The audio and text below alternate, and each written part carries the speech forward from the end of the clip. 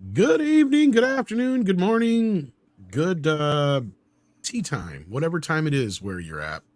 Welcome to Midnight's Edge After Dark. It's daylight savings time. Everybody's time is all out of whack. But I want to thank you so much for joining us here.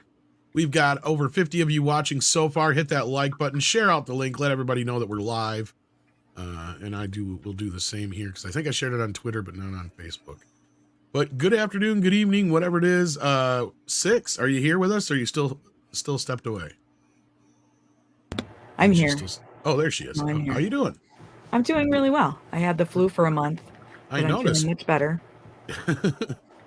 Still have a little cough, a little snotty nose thing going on, but I'm feeling much better.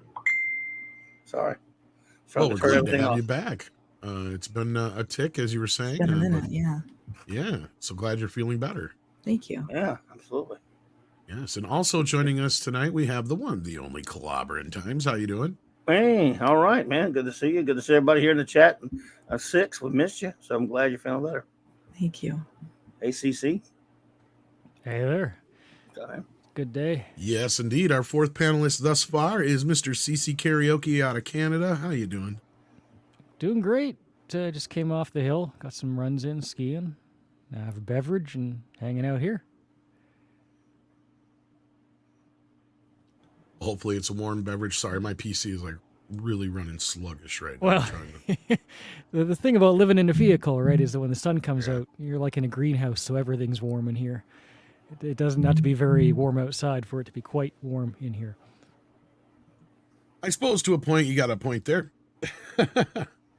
But anyhow, let's say hello to the people in the chat. We got Yeknomino here. We got Willie. We got Gulf Coast Gypsy Music. We got Southern Viking here. Michael Gonzalez is in the house. Steven's here. Kenneth LaRock's here. We got D-Bud Martin. We've got Sean MNT. We got Cool Gamer. Duck Nation. David Glenn. Darcipio. Baza the Great. We got Orlando Dragon. We have, let's see here. Who else? Strap 3D. Aaron Ratliff. Hamdinger is here, along with Grand Admiral Adam and Rafael Lopez. Welcome, everybody. I see Pete Dencat there as well. Good evening. How's everybody doing? KR Nut is here as well. The Tingla is here. Juan Carlos Gonzalez Jr. is also present. And Six is saying hello to everybody in the chat as well. So good evening, everybody. Hopefully everybody's having a wonderful day. ActionCom is here as well. Says we can start the show now. So thank you. We got Ezilla in the house, passing out some drinks. Anthony Betts is here. Zephyr's here. War Monkey is here. And so much more. Hit that like button. Share out the link, guys. Let everybody know that we're live. I know it's weird that we start on time, or ish. I guess it wasn't really on time. It was like 5 minutes late. It's pretty Morgan good, though. King's here. For this pretty good show. for us. Not too bad for this outfit.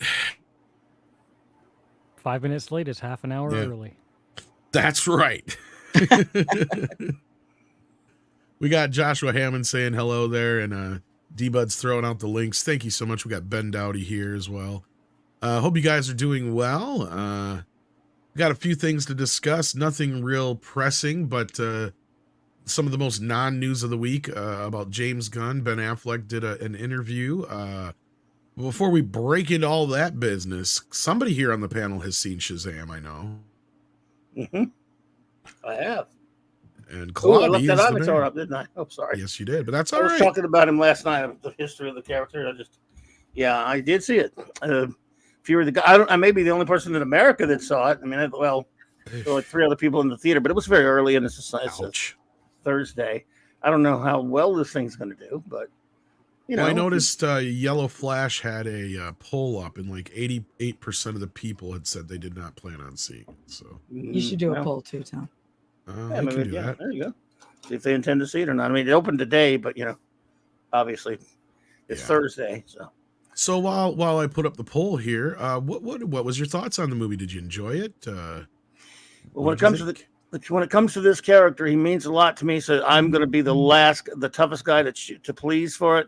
I found the first movie, while mildly entertaining, that's just not the Captain Marvel, aka Shazam character that I grew up loving.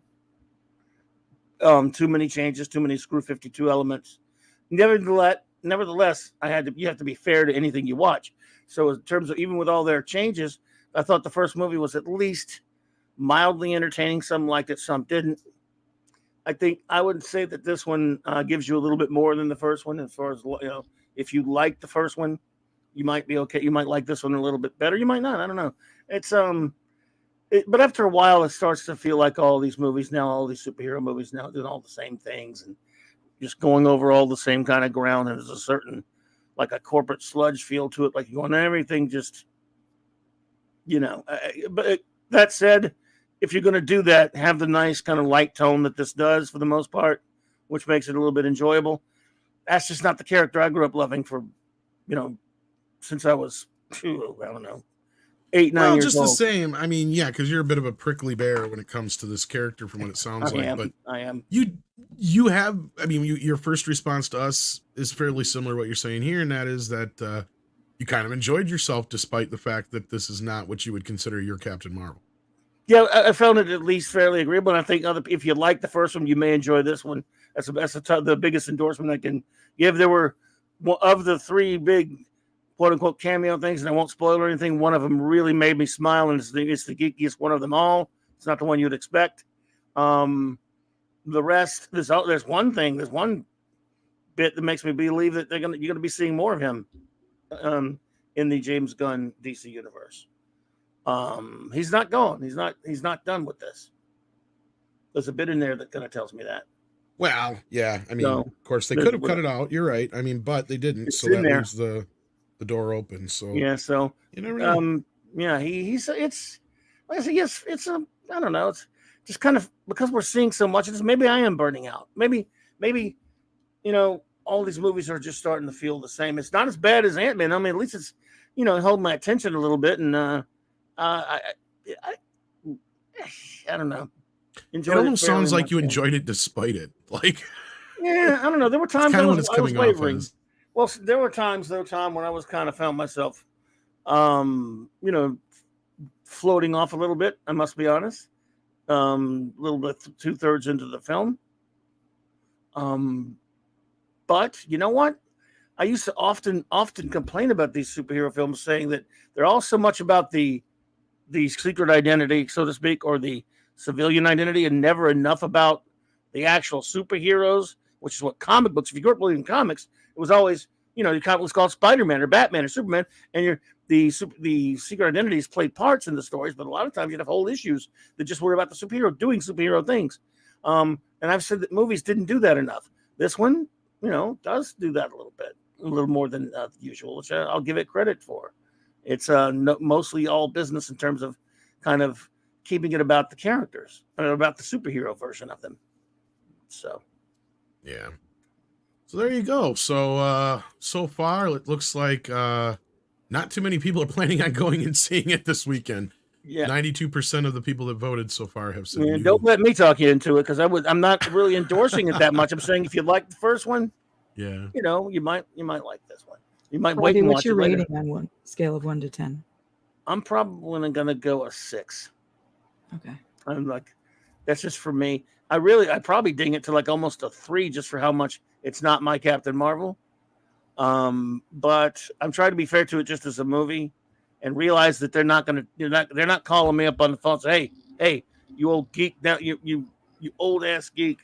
What do you want us to do with our movie, man? Just tell us what we got. They're not going to be doing that. They don't care about my demo. So, well, at the same time, a 6 out of 10 is probably a pretty good rating because I mean, a lot of these superhero movies are never much better than a 6 or a 7 out of 10. I mean, there's very, very, very few superhero films that I would put on that 10 out of 10 scale. We're talking Teenage Mutant Ninja Turtles 1990, Superman the movie, like not even Batman, the original film, would I put on a 10 out of 10 scale, probably. No, I hear you. I probably maybe The Dark Knight, but like, yeah. Sorry, go ahead. No, I probably should have went with a 5, but I was being kind to it because here's the thing too. When you've just seen a film 2 minutes ago, it's very difficult to formulate your overall review and rating. I've always had trouble doing that myself, being a little bit wishy-washy sometimes, or needing to see something more, or think about something more. So my off-the-cuff score, I'm trying to be nicer to it. Usually after I sit on a movie or then even sleep on it for a day or so, I usually come up with a little bit more of a harsher rating sometimes. I'll say that about them. It takes me a while to process it. And there is Helen Mirren's in it, though. So Midnight's Midnight's Edge. Edge's own Dame. Own. Helen Mirren. That's right. So there's And that. we've got our own Dame in the back here, Dame Nick Weiser. How you doing? Good, man. Happy to be here. Obviously, buddy. we have some very big news regarding Superman. I'm kind of anxious to talk about, and obviously, I'm curious to hear the rest of Klobby's thoughts on that Shazam sequel. You got it. Right. You good. Shazam. Hello, chat. Hello, Wrenches, and hello to our panel. Shazam. Sorry, Andy. Shazam. Yeah. I'll just tell everybody this. Don't go out of your way to see it or theater or anything like that if you don't feel like it. Mhm. Catch it one day on a stream or something. And if you like the first one at all, other than that, just don't knock yourself out. I did enjoy the first one. So I did at too. first I wasn't thinking about going to seeing this, and I probably won't, at least till it comes on HBO Max or whatever. But at least it sounds like most people will enjoy it. I mean, coming off of your review, I think most people will. Well, there you go. Would There you you say Because you Yeah, said it it's was even helpful. better than the first movie. So I think I like it a little bit more than the first one. If I had to pick the two, and the first one aggravated me so much because of so many things they changed up, and this one I'm more used to it. I'm used to it. If you like if you're into the Shazamly, you'll like it better. You know, as they're calling them, the I mean, family. did it feel The authentic? Shazamily. The Shazamly, yeah. You know, at the end of remember at the end of the first film, they all became that Shazam family, not the Marvel are family. Shazamily. Yeah, they did become that. Right. So I if you did like what's her face in the movie. What's her name? Donna? I'm trying to think of what's her face from the Shazam family. I'm having you mean Mary Marvel. Mary is fine, but Darla. I really thought Darla was funny. Darla. Yeah, I did You mean like the little Darla. girl? Yeah, I I'm not thought sure which Darla one was you hilarious. thought. There was a little girl there was also had powers. Yeah, she was.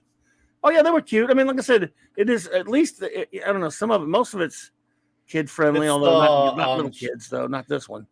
It's she's the black woman or black little girl. I thought she was Yes. funny in the first movie. Yeah, she's cute in the movie. Movie's got some cute stuff for kids, not too young though, kids, but you know.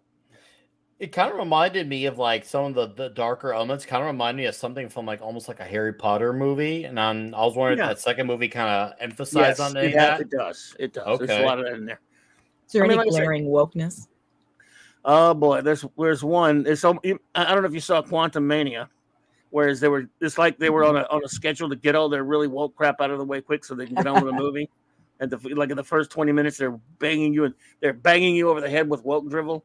In this one, they snuck in one or two, and they snuck in a pretty glaring one. And we're like, really, guys? Okay, I hope it make you feel better with that one. It was stupid. It was weird, and you moved on. So yeah, I could only think of maybe like one or one or two.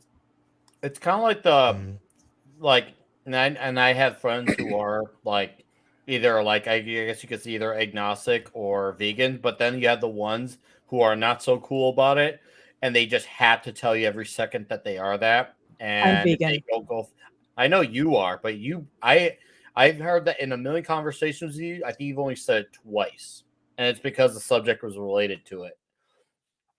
And obviously, my buddy Adam Krigler is, which I had to connect the dots in order to figure that one out. But then there's ones where they're so like over the nose about it, and it's just like, guys, what that had to do with the conversation? And it sucks because it ruins it for the ones who are, I guess you could say, vegan or agnostic, who are not crazy. It ruins it for them. Well, this one was just it was just thrown in there. You can obviously tell it was obvious, and it meant nothing to the story before or after. And Wow. by the way, there are 3 cameos that are all relatively enjoyable. One that made me smile enough to maybe that's why I gave it the extra point. It was one that was thrown at the old geezers. This was kind of funny. Yeah, Can you throw it to me in the private chat, and I won't say a word? I was gonna say you can say all 3 of them in the I private could. chat as far as I'm concerned. Please. We already know one of them, so. I will. We got a member chat here. D Bud Martin has been a member for 20 months at the maximum effort puppy level and says, I seem to remember someone predicting that Gunn would direct the Superman movie. Who was that? Oh, a lot of people did. And I'm sure you were probably one of them, Steven.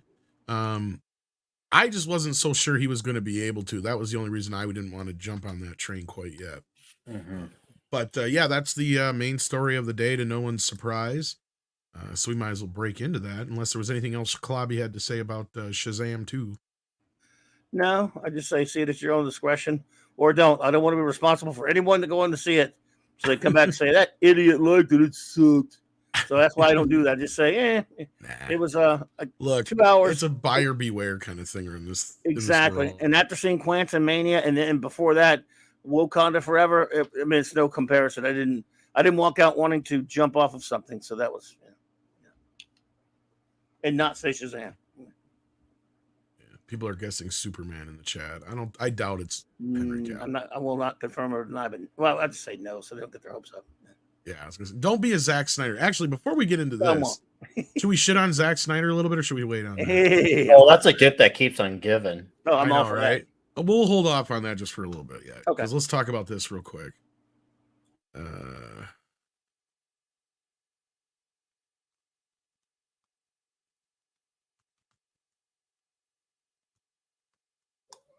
Everything okay?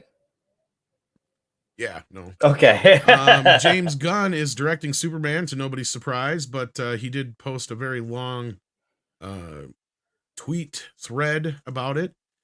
He pointed out that he lost his dad 3 years ago, and he it was pointed out by his brother that Superman Legacy comes out the same day as the anniversary as they lost their dad. So that hit him pretty hard. So we also got a synopsis on the film too. I think it was his dad's birthday. Or his dad's birthday. That's what it was. Sorry. 6 would be correct. Trying to find the Well, I was gonna say, I mean, the tweet thread that Gunn did yesterday covered it very well, in my opinion. Yeah. Well, there was a synopsis, an official one they released. I'm trying to find it. Like a press release? I thought so. Somebody I thought somebody told me they did. I do not know. I suppose it would make sense.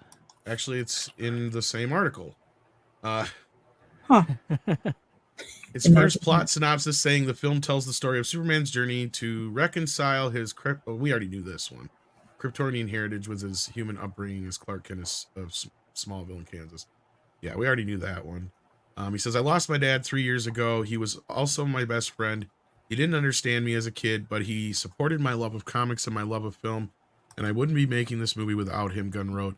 It has been a long road to this point. I was offered Superman years ago. I initially said no because I didn't have a way in that felt unique and fun and emotional that gave Superman the dignity he deserved. A bit less than a year ago, I saw a way in, many ways centering around Superman's heritage, how both his aristocratic Kryptonian parents and his Kansas farmer parents inform who he is and the choices he makes.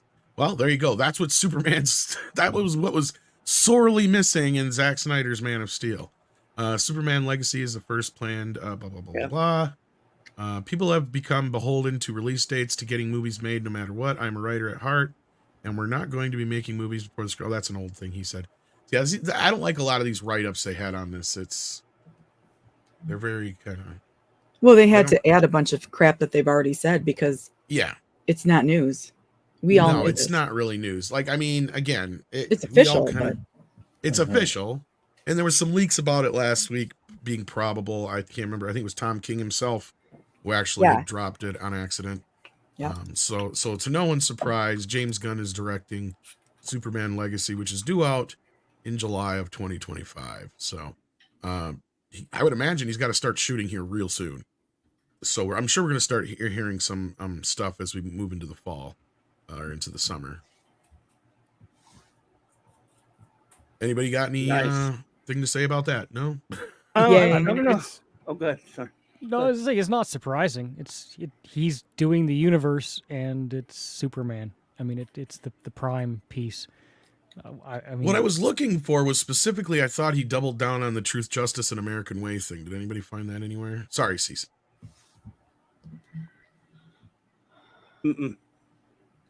No, was he? Didn't see anything like that. But I thought it's it was first in I've his seen this tweets. I'm gonna look. Okay. His... Well, it sounds like I'm getting more and more the feel that he does want to do it right, and he wants to be respectful to the character. That's all I ask. Even if the movie, if they're respectful to the character, even if it turns out to be a subpar film for other things, I'll at least give him that much. Right. And it sounds like he really wants to. I don't know. Wow, my computer is running chonkier than shit tonight. I am getting pissed. This is another reason why everything's taking so slower than hell. Nothing is loading. It's taking forever. It's being a dick. Honestly, Superman Returns soured me pretty hard. That was a movie I think I walked out of because I just didn't like it. No, it's not good. He keeps using that art from All-Star Superman. I want to be encouraged by him using that. I'm not saying that I am, because I'm not going to be encouraged for a long time. I'm going to need a lot, but it's interesting that he's using that as a great comic. Well, and he's really leaned heavy into Donner Superman too in his posts. Yes, which is again pretty hopeful. Yeah, I just want to know who's going to play Superman. I don't even care. I never cared who was going to direct it. You're probably a few months away from an announcement, but not too far, probably. Okay, then here it picks up to where we left off in the article. So I chose finally take on writing despite the direct, but I was hesitant to direct despite the constant pestering by Peter Safran and others to commit. Sorry, Peter.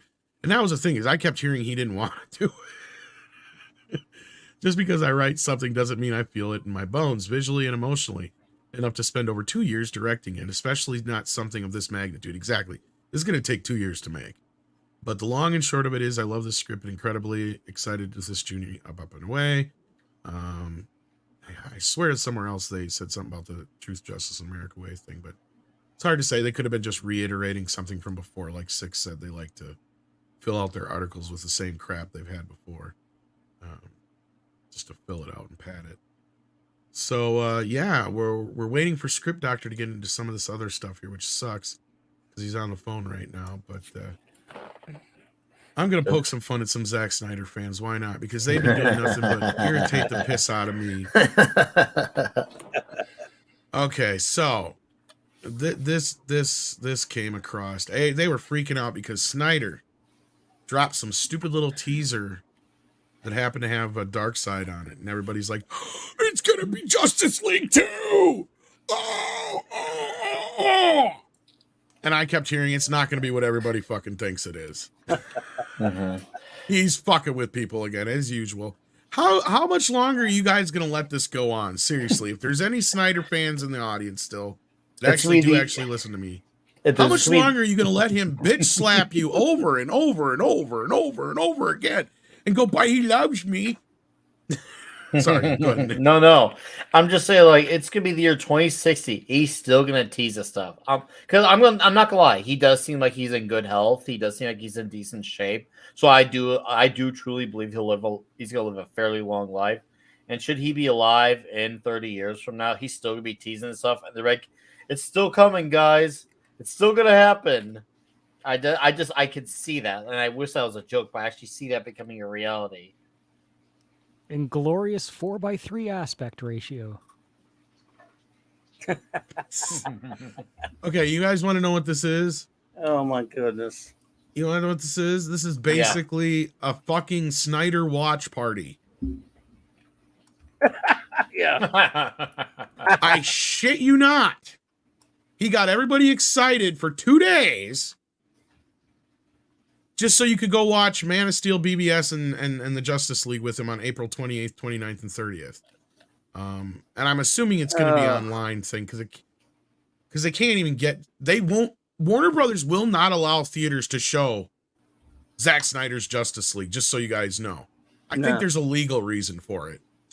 But I've been told time and time again, under no uncertain there's no way that Zack Snyder's Justice League is considered canon to them. Period. As far as they're concerned, Justice League is canon. They will not let out Zack Snyder's version for screenings. Only Justice League. I think there's a legal precedent for it. Probably that's the same legal precedent as to why it was split up into 4 parts instead of one movie. So they didn't have to pay all the actors for another movie is part of it. And they can't show it as a movie legally. But yeah, so I think at this point, if you're a Snyder fan and you're going to keep letting him do this to you, this is an abusive relationship, man. His relationship to his fans is abusive. Actually, Yes, that's what I'm saying. Very upfront. It's I'm at this point, a really weird, odd point in my life where I do have a sense of sympathy for his fans because it just feels like he's scamming them. It just feels like he's poking the bear, and he knows it's going to get that rise out of them, and then hold up, nope, it's not, and I don't know. I couldn't be into any director to taunt me like that, and for me to continue to accept that after this long. And I do believe that yes, the Justice League cut is the canon because it was very apparent that when they obviously ousted Zack, and I will say I don't agree with how they handled that situation with Zack.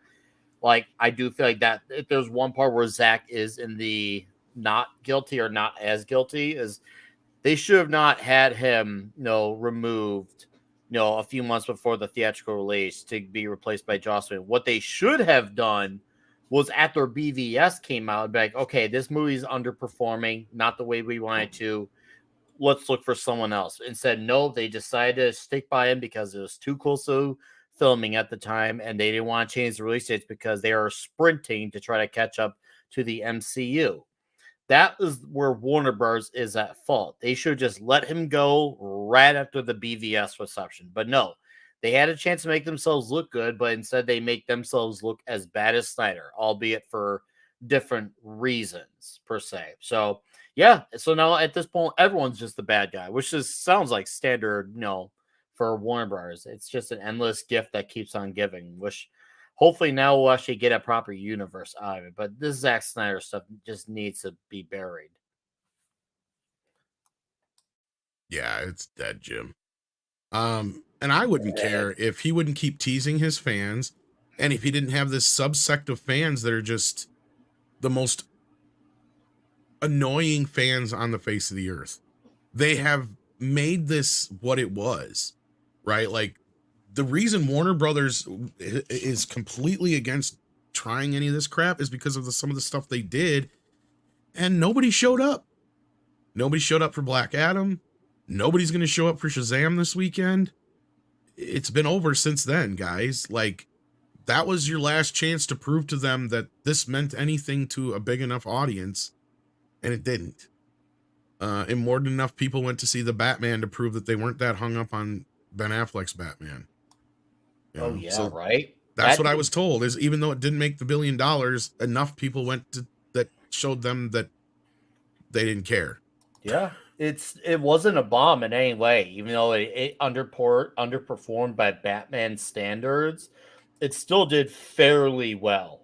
And then we've said it all before on here a million times. Most movies would kill for that, but considering how historical Batman's numbers have been, especially since the Dark Knight trilogy, you would have expected to have been like, okay, people are gonna go not see it and support Ben Affleck, and that's a big part that a lot of Snyder fans screwed up on, is going to see that movie because they kept saying, well, we gotta see this movie, and all it did was just incentivize them to saying we don't need Affleck. So yes, the support to the Batman helped Ben Affleck be out of the picture, and that's more than that. It showed that they don't want the Zack Snyder vision either. Sorry. Yeah, and it makes it. And here's the thing: is even though I think the Batman is the second worst Batman movie of them all. Maybe I may have moved it up recently, but I got to think about them more. That's another subject for another day. But that aside, I do believe Ben Affleck looked the part more. He had a height. I think he's like 6'2" or 3, like Bruce Wayne's supposed to be in the books. He's got the muscular build. If you just gave him some color, not Zack Snyder's super mute on steroids look, he would look great in the suit. And I did like his Bruce Wayne because I feel like a lot of actors are good at playing Batman, but I think it's when they play Bruce Wayne is where it's the real challenge. I feel like Ben Affleck had a good Bruce Wayne going that I liked. So, but obviously he was also surrounded by terrible writing all around him. So you'll never get to know the true potential. This is unfortunate because he was supposed to write and star and direct in what was supposed to be the Batman. And then obviously alcohol happened, and well, we all know the rest of that story. It drove him to drinking again. Yeah. But no, and again, I wouldn't give a shit. I don't give a shit about this Snyder crap. I never have. I've never liked it. I've never made it a secret. I've felt these people that have held Zack Snyder in such high regards, glad they like him, but it's not what the people want. They're under this illusion that there's this audience for this crap when there's not. And I keep reminding them, if there was such a big audience for it, we wouldn't be having this conversation. James Gunn wouldn't be directing a Superman reboot. Like, it's just the way it is. I hate to break the news to kids. Over 60% of the people that started watching Justice League stopped watching it. They fell out halfway through. That's over half, guys. And the movie hasn't even mustered $20 million on video yet. That is not a success. They are still in the red. I was told, and this was actually confirmed by other news outlets, that over half, meaning like 60% of the people that started watching Justice League stopped watching before the last parts. Like they quit watching. I heard somewhere about between that. 2. Yeah, exactly. Well, articles that got out. Playing. Which means they never went back to it. Yeah. Well, yeah. And then like 6 says how many people fell asleep and did finish watching it that way. No, Tom, I'm glad you mentioned that because, that I remember a few articles getting around about that, and there was no one that, like, I guess you could say debunked it. And to me, I've always been of the position that if it ain't confirming or it ain't exactly denying, there's definitely a strong amount of truth to it by the minimum. And here's the what makes that crazier is I actually believe that 100%. You know why? The timing of when it was released. People were mostly still locked down.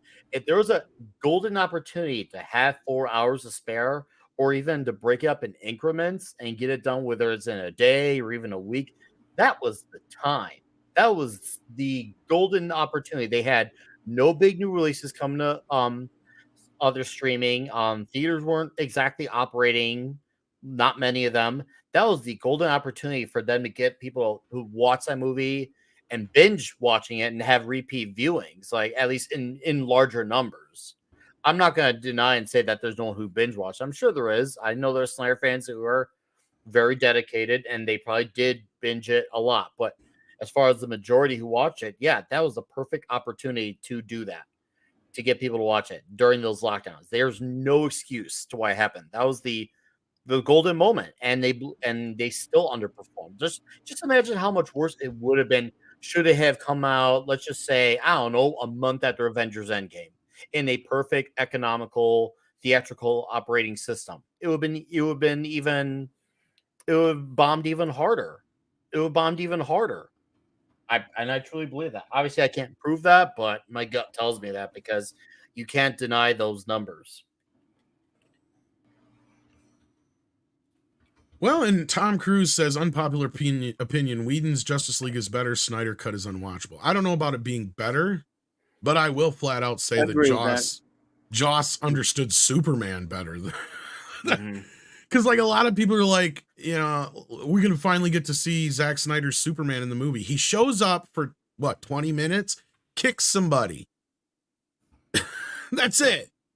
And scowls. Like, that's Superman? No. At least he has like the little funny bits in the Justice League with Flash and stuff, even though I can't stand Flash. But he's more in character. He's more in character. You could see the color of his suit. Yes. I mean, the movie's... And look, Whedon, I'm not defending him because he's an ass. He inherited a terrible movie. There was nothing that could be done with it. But he added... What he did see was he added some... He tried to make the characters at least act like they're supposed to.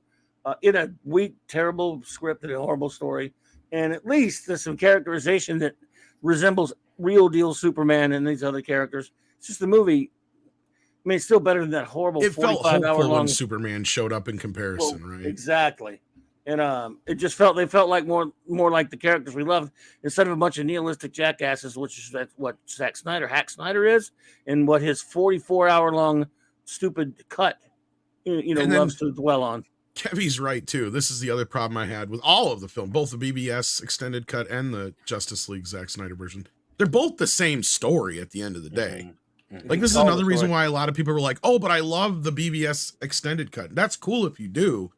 But I'm sitting here going, it's the same goddamn movie. Nothing has changed. The only thing that's changed is he filled in some gaps where we actually had to deduce things for ourselves before, which is fine by me because it cut a half hour out of the movie. He cut another half hour out of the movie as far as I was concerned. Cut the rest of it out. Take a standard cut or a scene that should last 10 to 15 seconds. 10 to 15 seconds. He would pad it out to a minute or more. You're not wrong, Clobby. Aside from the scenes that were clearly different, because there was, I'm not going to say there wasn't some different stuff in there. Few differences, yeah. You're not wrong, Clobby. There's people who have actually done videos where they'll show the differences between the Snyder cut and the Justice League cut, and that's just it. It's like you have one shot where it literally takes a minute and a half for Zack Snyder to get into the scene, where Joss does it in 15 seconds. There's Mahler's video, which is like a little over 2 hours. I love that video. It's half the running time of the horrible movie, and it's so entertaining. I'm like, wow, it's so much fun watching him destroy this trash garbage. To be movie. Clear, both versions are shit. Right. Let's not even pretend that one's better than the other. But one is more mercifully short, and it's still just. I can understand why people enjoying the Zack Snyder version more, but just because it's a more coherent story. That'll give it, but it doesn't add anything to it as far as I was concerned that made it better. And it wasn't Superman. It was just more Moper Man in a dark costume. It was Moper Man. Yeah, man. I called him Man of Murder. I called him Man of Murder. Yeah, we used to call him Man of Murder. Man of Murder. Mopey Man, you take your pick. He's not Superman. And again, what a waste of a casting. And Billy Badass says something like, I don't know who said it was better than the first Avengers movie. Nobody. Well, that's a really good. We didn't have that conversation. I don't know who said that. I love that. I mean, if you want to ask on the subject, yeah, I find the first Avengers better than both the Snyder cut and the theatrical. Shit, Endgame is better than any DC movie. Way better. Oh yeah, Endgame has actual character moments. And Endgame is one of the worst Avenger films in my opinion. But hey, I agree. It's it's probably the single most infuriating and frustrating film I've ever seen in my life because there's so much good and so much bad. Right? I mean, man, things that you get up and cheer in a theater, you just can't believe how wonderful it is. And other things you want to stand up and punch the universe in the face. Like, why would you do the multiverse in the face? Yeah, yes, sorry, multiverse, exactly. Let's see what the audience is saying here. We got Toxic Man Flu in the house. How you doing? Fox. Sorry, I had to cough there. I was trying to connect the stream to Thursday Night Throwdown, and I couldn't find it. Tox, has he not set it up yet? But he sends in $5 and says, if Gunn has learned the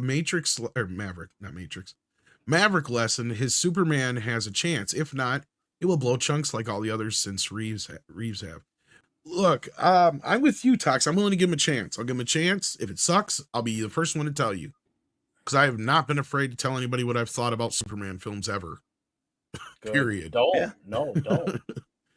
Like, I was actually probably more generous to Man of Steel up front than I ever should have been, because I was like, I'll give it a chance because you have a setup here for a sequel, right? So like, I was like, okay, maybe BBS will fix it, but yeah. What's the Maverick lesson? Just give the audiences something they want to see. A movie that you want to see that doesn't have a lecture, pays respect to the past. Yeah, pays respect. It was a little coincidence was there was a Maverick movie that was sequel to the sort of a throwback to the old TV show with Mel Gibson that was also directed by Richard Donner. So I don't know if he was going there, although that wasn't kind of that respectful of the TV show either. So I just don't know what he's referring to precisely. Yeah, I'm assuming he just means like those things we were just saying. Unless he means something else, Toxie, go ahead and let us know in the chat. Just at me. Professor Gray says, does anyone really still care about comic book films? I do. I just want good ones. Yeah, I'm of the same mindset. I will always care about them to some extent. It's just like Tom said, it's just I want them to be good, but if it means that they have to not happen anymore either, so that they're not bad, I would be happy with what I do have that I like. Now, because I just, to me, it's just like the more characters that they don't bring to the big or small screen now, I feel like they're better off not touching. Like me and Klobby I feel like we're both in agreement. Like now is the perfect time for them to just keep their hands far, far away from Richard Rider Nova. Please. I'd say a movie like Dark City has aged tremendously well because it's so different. It's not just the same old recycled format, and we need that. They always used to talk about like, hey, superhero movies could be any genre, it can be any style that you want. You just, you put it in a superhero universe, but they never really made good on that. They just turned it into a song written by 12 different people, Yeah. Louis Berry says, hope to get Austin Butler as Soups. Here's an interesting choice. Jenna Ortega is Lois Lane. I think she's a little overexposed right now, but I see where you're coming from there. Crypto, Gina Carlo Esposito as Brainiac. Bryan Cranston is Lex Luthor. I think Bryan Cranston's time and chance to play Lex Luthor may be past, but I see where you're coming from there. What do you guys think of this casting? Austin Butler would really have to beef up. Burn out. I'm not sure if I know him. Sorry, Six. What'd you say? Ortega as Lois Lane. You said something about Jenna Ortega, Six. Just that she, like you said, she's overexposed. She's burning really bright right now, and I think she's just gonna people are gonna get sick of her. She's gonna be in everything and everywhere, and she's the it girl. I think she's really cool, but I think she's not right for a comic book movie like this. I think she's a little young yet for Lois Lane. Yeah, because what is how old Superman supposed to be? They're casting. I think they're looking closer to the 30 age. Yeah, so she's too young. Not like too young. I mean, I don't know. I to me though, like Lois Lane was supposed to have almost like a statuesque figure to her. Jenna Ortega doesn't seem like that type. She looks a little too high schoolish, and maybe she is talented, but she doesn't have the fitting appearance of Lois Lane. And like she seems like a very little girl. And Lois Lane's definitely supposed to be a lady who could, basically kind of stand right next to Superman. Superman's a big man. So they're both tall. They're both tall. They're both tall, to sum it up. She has to look like, not that she can kick somebody's ass, but that she can verbally dress somebody down. Yes, that kind of, yeah. Like what I was gonna say was she's got to be able to be plucky yet sexy at the same time, to be able to do her job, to where that's why I always thought that, even though maybe most people didn't think looks wise, Margot Kidder was the best choice. Personality wise, she nailed it. Probably the next best Lois, in my opinion, is what's her face from Lois and Clark. Her name just escaped me. Terry Hatcher. Terry Hatcher. Because she had show growing up. all the things you need for Lois, right? Like she's got to be smart, but also dumb at the same time. And not so much dumb, but what's the word I'm looking for? She leaps before she thinks. Sometimes is the word. I'm trying to think of a term for that.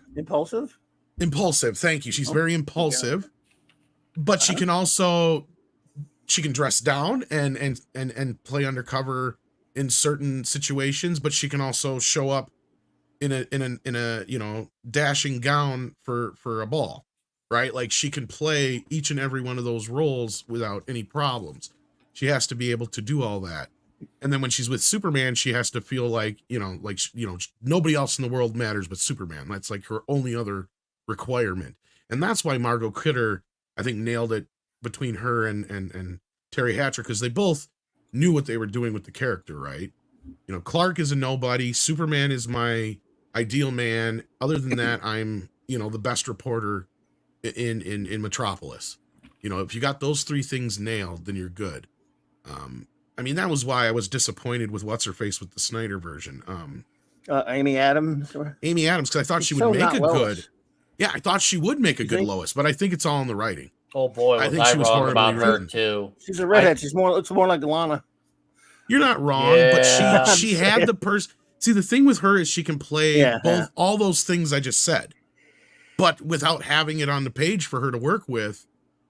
What can she do? Sure. Right. The only thing that Zach gave her that I thought was finally you gave Lois was like she figured out right away that Superman is Clark and vice versa, instead of like sitting there going on and on and on with this game. Right? Like that was the only thing Snyder did that I said, finally, you didn't drag that shit out, because obviously a woman's going to be able to figure it out right away. But what you do though is then you throw out the idea of the love triangle between Clark, Lois, and Superman, basically. I never liked them being married personally, but I'm old school. I admit it.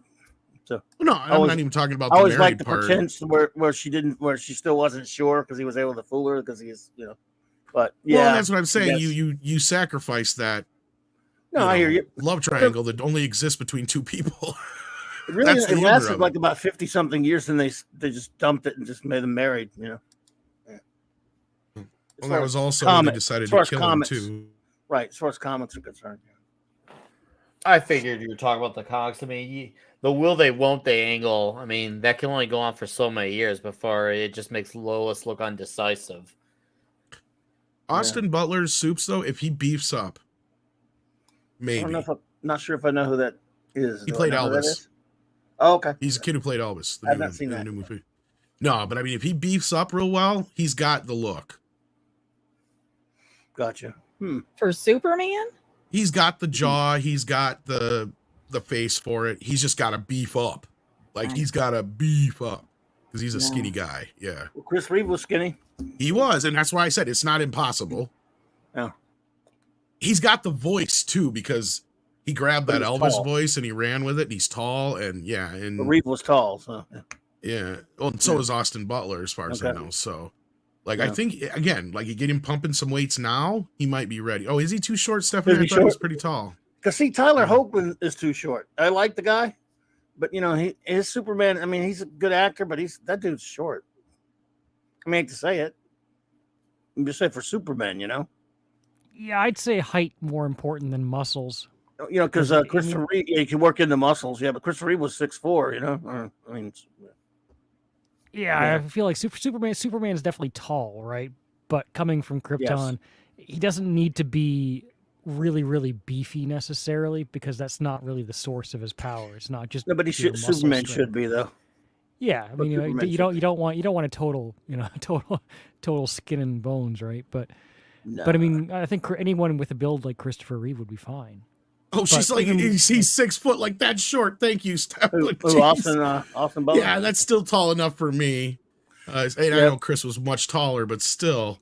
Like, yeah. I mean, if you're 6 foot, you can get away with being a quarterback, but you're going to have to run around to the side because you can't throw over the middle. But, other than that. As long as he's over 6 foot, that's good enough for Superman, in my opinion. Yeah. I vote no on him. Hard pass. I'm not sure if I'd have to see him. I made an adjustment. I'm not saying he's the best choice, but he could pull it off, is my point. And what is he? Get the job done. Sorry, go ahead, Six. What? I'm looking at a ton of pictures of him, and he's blonde in all of them. He wasn't blonde in Elvis, though. Well, I didn't see Elvis. Well, I'm going off of that because that was a great performance. I will give him that. But what if he can only play Elvis? I heard that he can't shake that accent. Oh, well, that voice. If that's the case, then he's screwed. Yeah. But Darth Maul's right. Superman needs to be Asian. We already had an Asian Superman, Dean Cain. Yeah, it's true. Yeah. Hey, Brian Box in the house, and he says, "Hail, question: If they made a Superman Lives or Superman Flyby, what if they made Superman Lives or Superman Flyby? They won't, because Superman Flyby is a horrible script." And they have been bouncing back and forth about doing an animated version of Superman Lives for a while. I can see that happening, but nothing more than that. Also, who would you cast for James Gunn's movie? I have no idea right now on the ladder, unless somebody has anybody in mind. But yeah, usually an unknown's kind of the good way to go, or lesser known, maybe you should say. That's what I hope. Go ahead, Nick. Yeah. No, I'm with Klobby, because I have thought about this. Trust me, when I say extensively on my own time of who, if I were to cast who would be, and I don't know. I really, I'm at a loss for it. So yeah, I guess unknown's the best possible answer I can give. Yeah, I want to hear. I want to hear the actor. I want a big headline, and then I want to say, "Who the hell is that?" And I want to have to pick the guy. You're not wrong. That's the way it works. Yeah, that's kind of where I'm at with Henry Cavill. I know he could play Superman, but guess what? I can't see anything but Henry Cavill now. And I know I'm alone in that. That's a personal thing. But growing up, Christopher Reeve wasn't Christopher Reeve. He was Superman. Yeah. Until I was a little bit older and I started seeing him in other movies and stuff, I had to finally disconnect that from my head. But like, I want that again. I want to be able to see the actor and see just the character. That's kind of how it is with Spider-Man for me. Because guess what? I ain't seen Tom Holland in anything else. To me, Tom Holland is Peter Parker. Like, I mean, what I loved about the original Superman movies and Lois and Clark from the 90s was just how much less dour they were than some of the modern takes. And I'd really, whoever they cast, I'd just like to see them come back to a kind of a classical, positive vibe to the whole story, you know? Yeah. That has to be that, or it's a deal breaker for me. I don't need dark Superman again. Yeah, and especially with Superman, even more than a lot of other. Especially there are places where you can go dark, you know, but Superman's not that superhero. Well, it's so basic to him. I mean, look, you know, all my qualms with this, you know, Shazam, Fear of God, these Shazam movies, for example, Captain Marvel is the exact same as Superman. He's supposed to be a wholesome and a character of light and positivity. And so much they got sued over it. Whatever problems I have, true. With those movies, they've done that. Both of them are. They did not make the character horribly serious. They do have some dumb modernity in there, unfortunately, in both movies. But they didn't make him mopey. I mean, he has problems because I don't like the fact that he has Billy Batson's mind and Captain Marvel's body. But that was done by comics, not the movies. In the second one, just real quick, Klobby, was there a better separation, or not a better separation, but a better conglomeration of the age? Because that was one of my only problems with the first film is every time Billy would turn into Shazam or Captain Marvel, it would feel like he was 6 or 7 years old as opposed to like the 12-year-old that he was supposed to be. Now, does he seem a little bit more age appropriate this time out? Is he trying to a little harder to be more consistent? Or in the movie, he's just under 18 and they talk about that. He still kind of pretty much acts like that same Billy. In fact, he's still the same. Because that started in comics, though, but he's still that same, and it's about him coming of age a little more. But I'll say this for him, you know, the first movie is, you know, you get a couple of scenes, obviously, with Captain Marvel, as he should be called, right? And but this one is almost all Zachary Levi. I mean, you don't get a lot of the Billy Batson side of him much, which is kind of what. That's a shame, as far as like the performance, but. Yeah, I guess you probably wouldn't notice it as much, but yeah. As far as an actor, I think he's a likable actor. But. I don't know how they managed to make him look that big because I saw one of those red carpet things. His suit is very padded. Yeah, well, red carpet thing. He's like a shrimp. I mean, he is a skinny dude. Man. I think he's got the most padded suit of all the superhero guys. But Six managed to track down the press release I was asking about. So here we go. Here's what it says officially. Kicking off their multi-platform connected DC Universe Chapter 1, Gods and Monsters, DC Studios co-chairman and CEO James Gunn and Peter Safran announced today that Gunn, who penned the screenplay, will also take the helm of the hugely anticipated Superman legacy, with Safran producing. The all-new live-action adventure is set to soar into theaters worldwide on July 11th, 2025. I have a feeling it's going to get moved up before July 4th. Superman Legacy tells the story of Superman's journey to reconcile his Kryptonian heritage with his human upbringing as Clark Kent of Smallville, Kansas. That's all we got out of that write-up. Then it goes on to say he is the embodiment of truth, justice, and the American way. Yeah. God bless him. Guided by the kindness in a world that sees kindness as old-fashioned. Which is kind of pretty much what the Donner Superman was, if you think about it. You know, Gunn will direct from his screenplay based on characters from DC. Superman was created by Jerry Siegel and Joel Shuster. Superman Legacy is the trailblazing first title in the dynamic slate of films with writer-director Matt Reeves. The Batman Part 2 hitting theaters on October 3rd, 2025. Safran's most recent film, New Line Cinema's Shazam, Fear of the Gods, in theaters worldwide this Friday, March 17th from Warner Brothers. So there's the official statement. Thank you so much for finding that, 6. Then we had Lord Kamina, who sent in a super chat and says, the villain will be Brainiac, 100% certain. Maybe. I don't know. 100%. Wow. I'd welcome that. I welcome it, but I have a feeling they were going to go with Alex. But yeah, I mean, that'd be cool, but you're 100% certain. That's wow. You must have an inside track. Yeah, right. You could be right with the legacy part being like, you know, his Kryptonian past haunting him through Brainiac, maybe. Quite possible, but who knows? I mean, unless James Gunn calls you up and says, hey, look, dude, don't tell anyone on any YouTube streams, but yeah, it's going to be. Well, I've never known Lord Kamina to be wrong. Oh, look, I hope. Okay. 100%. That's well done, though, man. Hey. Yeah, I guess Lord Kamino has an inside track I didn't know about. Yeah. Nice. I like that they used the words old-fashioned straight up. It suggests to me that they are actually mindful of going back to kind of an old-fashioned prototypical family setup. Yes. Agreed. Okay, Very Brian has sent me a message in the background. He goes, he meant what would our reactions had been had they made Superman Lives or Flyby. At the time, had Superman Lives come out, I think I probably would have enjoyed it more than Man of Steel, but I don't know if I would have still liked it as a Superman movie. Flyby, I would have liked the first half or whatever, but just like when the script goes to hell, I'm sure I would have hated the last half. From what I recall of the script, because it starts out good and then it goes to hell real fast. My recollection. It's been a while since I've read it, but are you guys even familiar with Flyby? Yeah, that's Jar Jar Abrams. Yeah. I never read it, but I heard about it. From my recollection, it starts out a lot like the original Donner Superman, and then when you get about halfway through, it starts going off the fucking rails. There's a shocker, huh? There's a shocker, right? For him, yeah.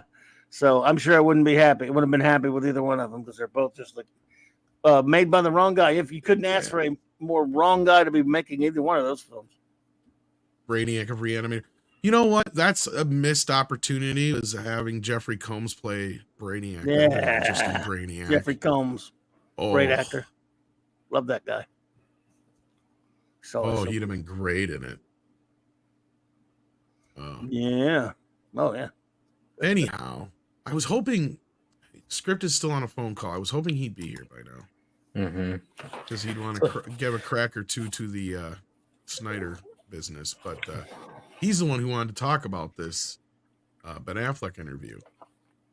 Oh, yeah. That is an interesting piece. I have very mixed thoughts on the bits that I read on this. Very severely mixed. See, because I haven't read this all the way through yet. I hadn't had a chance. So I don't even know what the most important bits are. But Ben Affleck on air, the new CEO gig, and those memes. I am who I am. I am what I am. The actor, filmmaker, and budding mogul on the disruptive production company he launched with Matt Damon.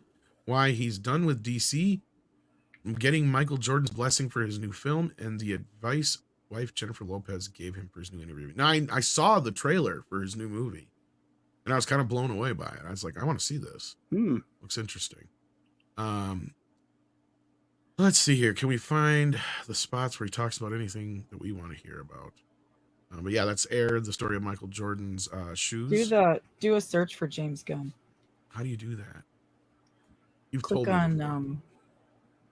What do you hit? Click on those 3 vertical dots and then click on find on the top right of your screen, not the article. Am I in the right place or not? No. The top right of your computer screen, there's 3 vertical dots. Vertical is up and down. Oh, okay. And then click on find. Control F, that's what I was trying to think of. And then type in. Oh, now it's all over the place. I'm not even in the story anymore. I don't know what you're doing. Good luck. There it is. Control F. Okay, here we go. So look for Batman. There Okay.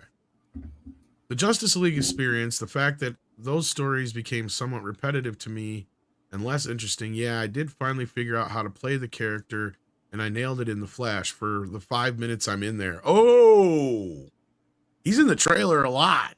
If he's only in the movie for 5 minutes, that's horrible. A lot of it's just tone. You got to figure out what's your version of the person, who is the guy that fits what you can do. I tried to fit myself into Batman, and by the way, I like a lot of the stuff we did, especially the first one, Batman v Superman. Justice League, you could teach a seminar on all the reasons why. This is how not to do it. Ranging, oh, this is there. This isn't him saying that. One of the shooting, he says, he was like, do you want to come shoot in my backyard? I was like, I think there are unions, Zach. I think we have to make a deal. But I went and did it. Now Zack Snyder's Justice League is my highest rated movie on IMDb. This is where Script Doctor pointed out that he must forgot Gone Girl.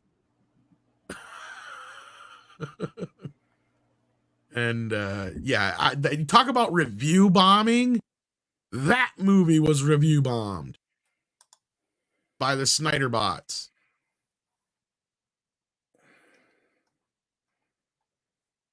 No fucking way it wasn't. Where did everybody go? Why am I here by myself? I'm here. I never left. What? I wasn't listening.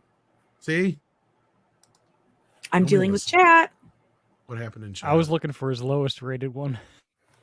I had nothing. Oh, to I'm add sure it's yet. Giggly.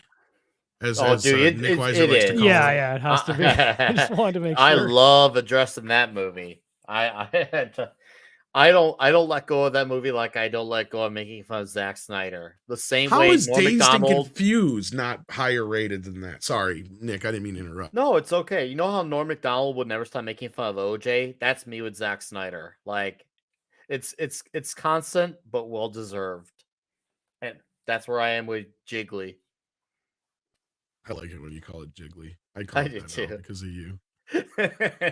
Well, that's why I call that Johnny Depp movie. I don't call it by its proper name. I just call it Chocolate. Chocolate with Johnny Depp. Thanks to Trailer Park Boys. And they I even always point say out here. jalapeno. Oh, they even point out here. Isn't that because Zack Snyder fans are so intense online? Say what you want. It is my highest rated career movie. I've never had one that went from nadir to pinnacle. Radioactively, it's a hit. All of a sudden, I was getting congratulated for the bomb I'm in, but I was going to direct a Batman, and Justice League made me go, I'm out. I never want to do any of this again. I'm not suited. That was the worst experience I've ever seen in a business which is full of some shitty experiences. It broke my heart. There was an idea of someone, Joss Whedon, coming in like, I'll rescue you and we'll do 60 days of shooting and I'll write a whole thing around what you have. I've got the secret, and it wasn't the secret. That was hard, and I started to drink too much. I was back at the hotel in London. It was either that or jump out the window, and I just thought, this isn't life. I want my kids. This isn't the life I want. My kids aren't here. I'm miserable. You want to go to work and find something interesting to hang on to rather than just wearing a rubber suit.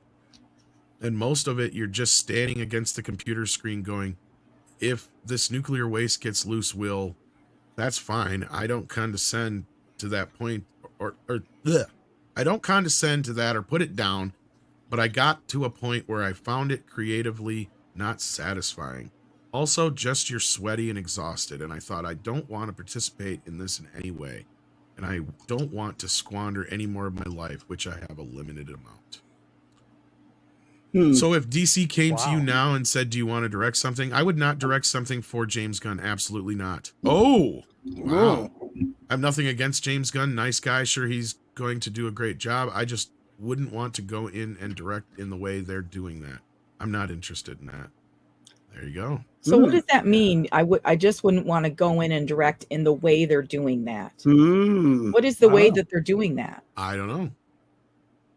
So I wonder if he's had conversations with James Gunn before about directing, and James Gunn has kind of given him his plan, and he just doesn't want to. He says he doesn't want to go in and direct. He didn't say he didn't want to go in and play a role or be a part of it. He didn't specify that. He specified true, direct, so. But just sounds like honestly, you want to know the truth? from everything he's been saying, he's loyal to Zack.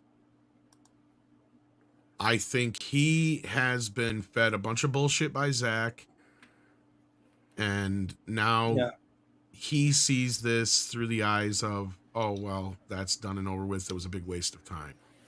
Because, I mean, you got to think about it. He wasted almost a decade of his life on this crap. Yeah, Well, but and let's not forget, sorry, Six, but I think this is a very relevant point. Affleck had a comeback because after Jiggly, he had to come back with movies like The Town and Argo. And then he sinks his career back down with working with Zack Snyder, and then the alcoholism and his divorce. Like, I don't know why he should even cover for Snyder, because he brought his career back down after he had to come back. Yeah. I think there's a Led Zeppelin song about that. Maybe. Wouldn't know. I just felt I like don't know, was, Six. What was your question? Go ahead, Maybe? yeah.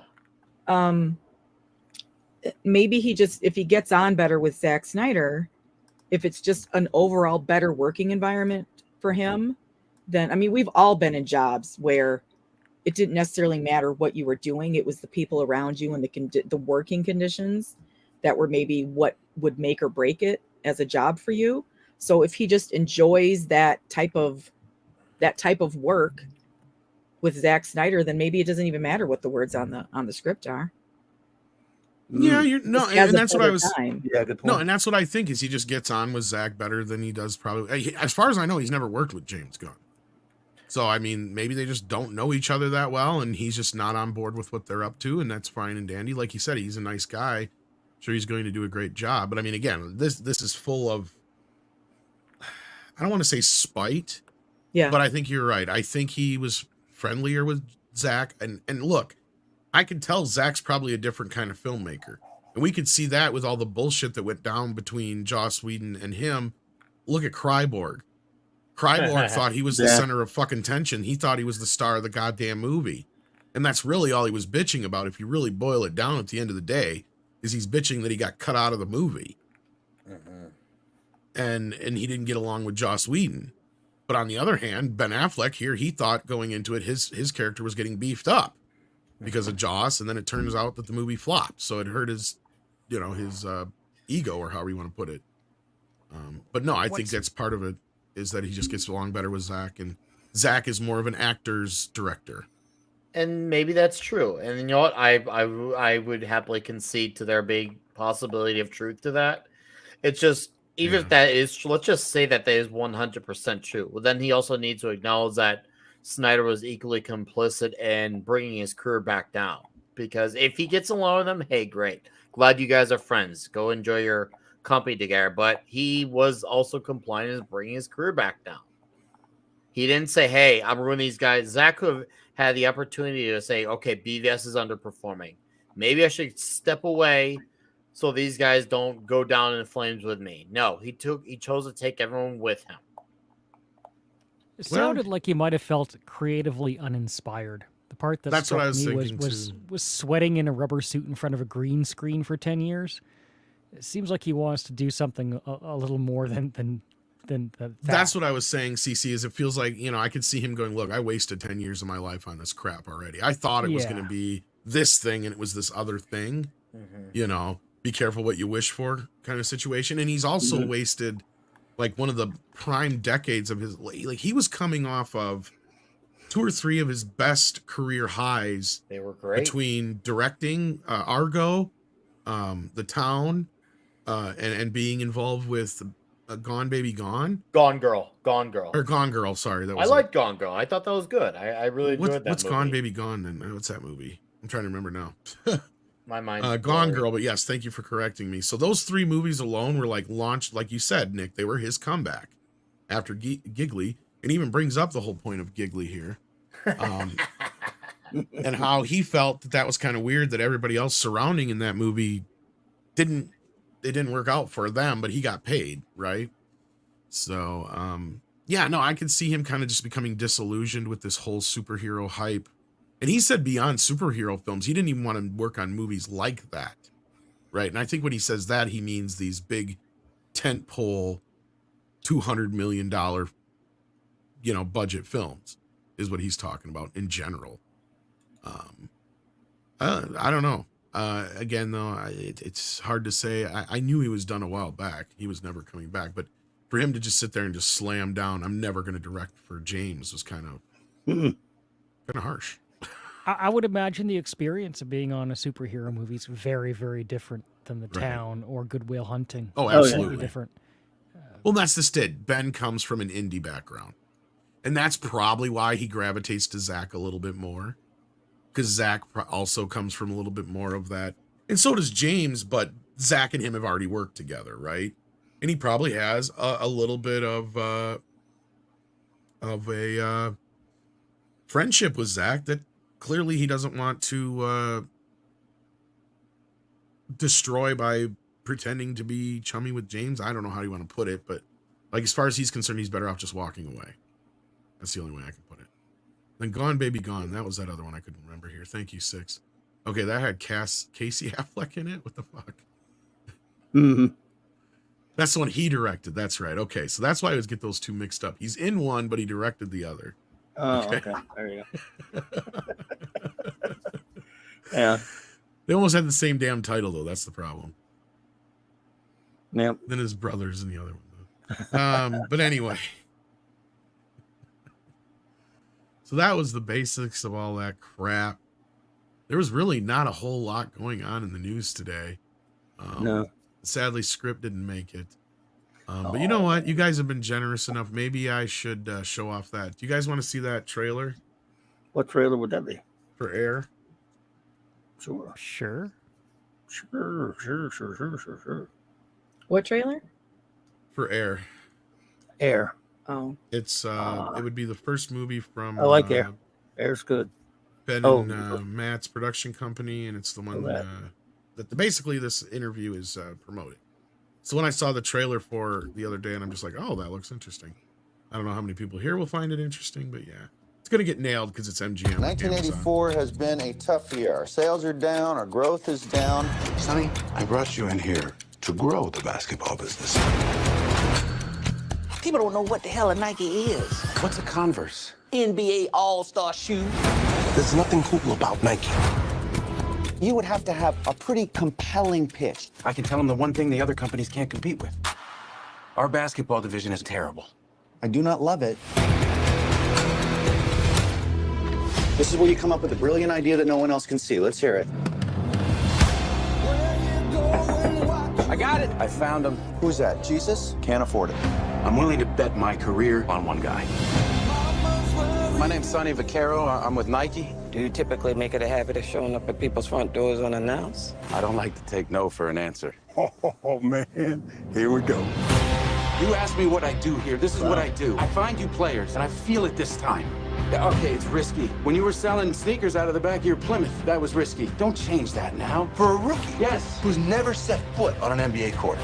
That's the literal definition of rookie, yeah. What's the plan? We build a shoe line around just him. I need the greatest basketball shoe that's ever been made. Who's the player? Michael Jordan. Your motor is...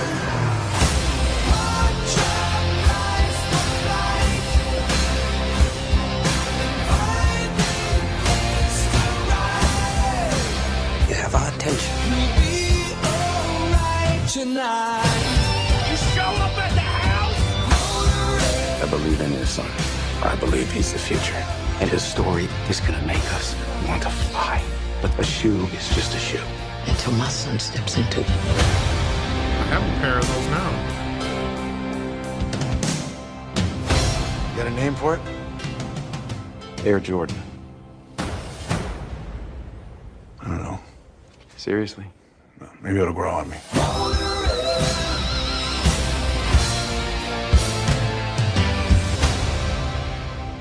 I thought it looked interesting.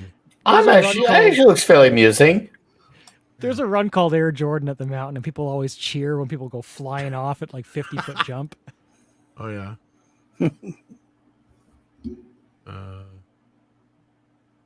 No, it's great seeing them back together again, Ben Affleck and Matt Damon. It makes me feel good. It feels like a movie, too. which we haven't had a whole lot of recently. Yeah. I just hope one day we get to a point where Matt Damon acknowledges himself as Matt Damon. He still doesn't get that. Matt Damon. It was just an accident. That figures. They've said it's just an accident. He's like, it's just because the puppet come out looking retarded. He said, so they just started doing the voice. And they're like, let's do it in the movie. That's so genius. Oh God. Matt Damon. You know, in the cut bits, there's a Ben Affleck is in Team America for a second, but yeah, got cut out. Well, they're friends with them guys, which is hilarious. Because they said that we're like in the episode, the Ben Affleck one, you know, the one that we always use the clip from. And the one where he finds out his parents are a piece of shit or whatever they were. They're not piece of shit. What were they? They had fucked up faces or whatever. I can't remember now what it was. It's been so many episodes. But where he finds his real parents. They said it's because he has the flattest face they've ever seen. So they're just giving him shit. But I guess they know each other and like they're friends or whatever. Mecca J says, can we expect Michael Jordan to make a cameo in that movie? I don't think so.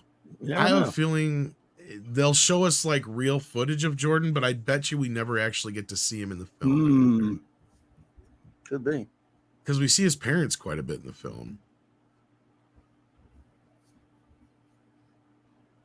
But it'll be interesting. I know some people in the chat are like, whatever. Some people are like, it looks funny. Yeah, it looks pretty good. Some people sparked up when Chris Tucker showed up because he finally made a movie that's not a Rush Hour film. Now, if somebody asked you, or if somebody said, hey, there's a documentary about the making of the Air Jordan shoes, would you be interested in watching it? Not a documentary. Now, if you said it's a docudrama starring Matt Damon and Ben Affleck, Chris Tucker. Yeah. See, I would watch a documentary over that. Not me. I love docudramas.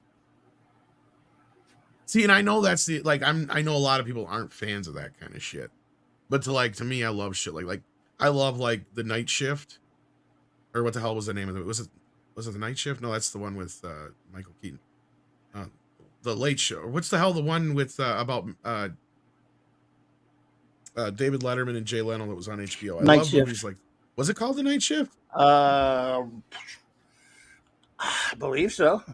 It had, either way, like I love movies like that. The Late Shift, that's what it was. Night Shift is the one with Michael Keaton. You're right. Yeah. You're right. I'm sorry. Late Shift.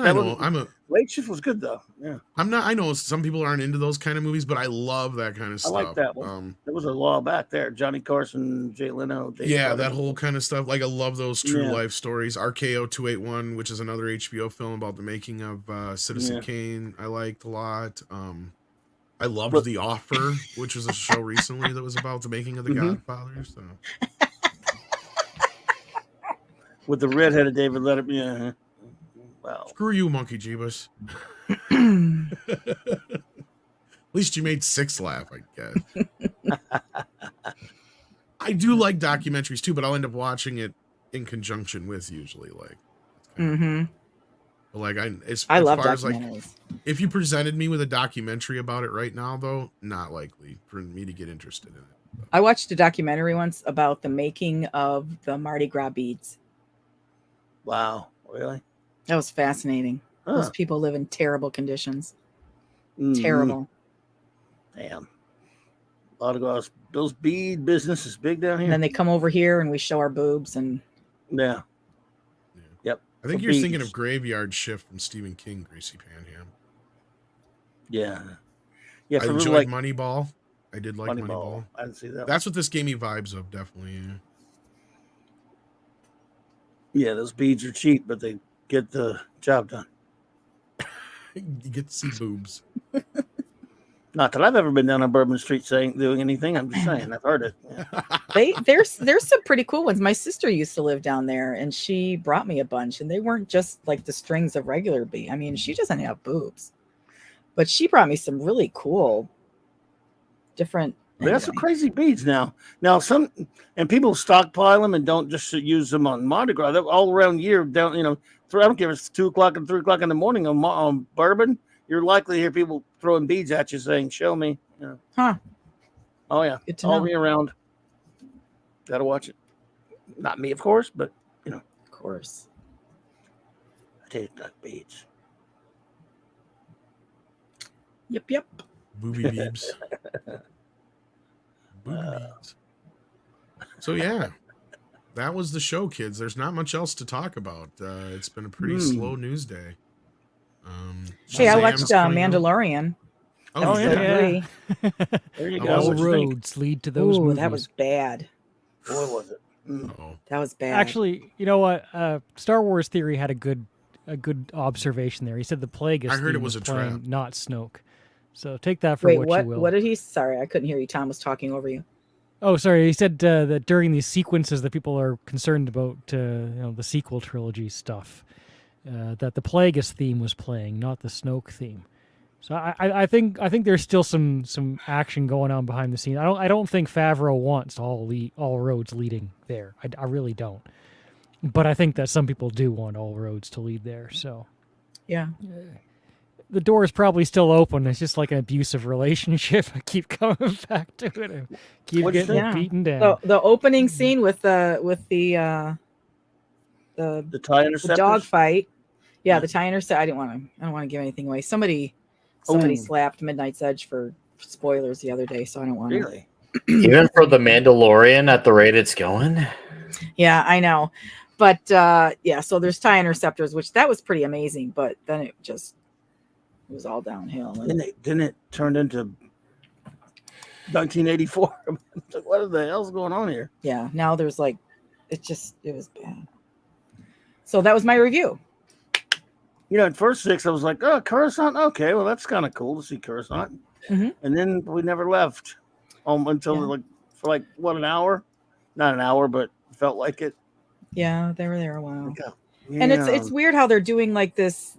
They did the same thing in Andor, where they have like this weird they allude to some type of love story brewing. Right. And it just doesn't fit.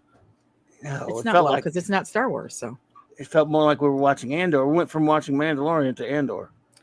yeah, which is I should point out that the episode had a different writer, had the same writer as Book of Boba Fett, and that's not to hate on the guy, but it clearly was a different production to a certain degree, written by a different person. It may have been injected in just the same way as the Mandalorian was injected into Book of Boba Fett for a couple of episodes, and they may still be trying to figure out that jigsaw puzzle, because I bet you a lot of the film from those 2 episodes in Book of Boba were taken out of this season, and now they got to fill in the gap of the time to fill out an 8-episode order and all that. So Yeah.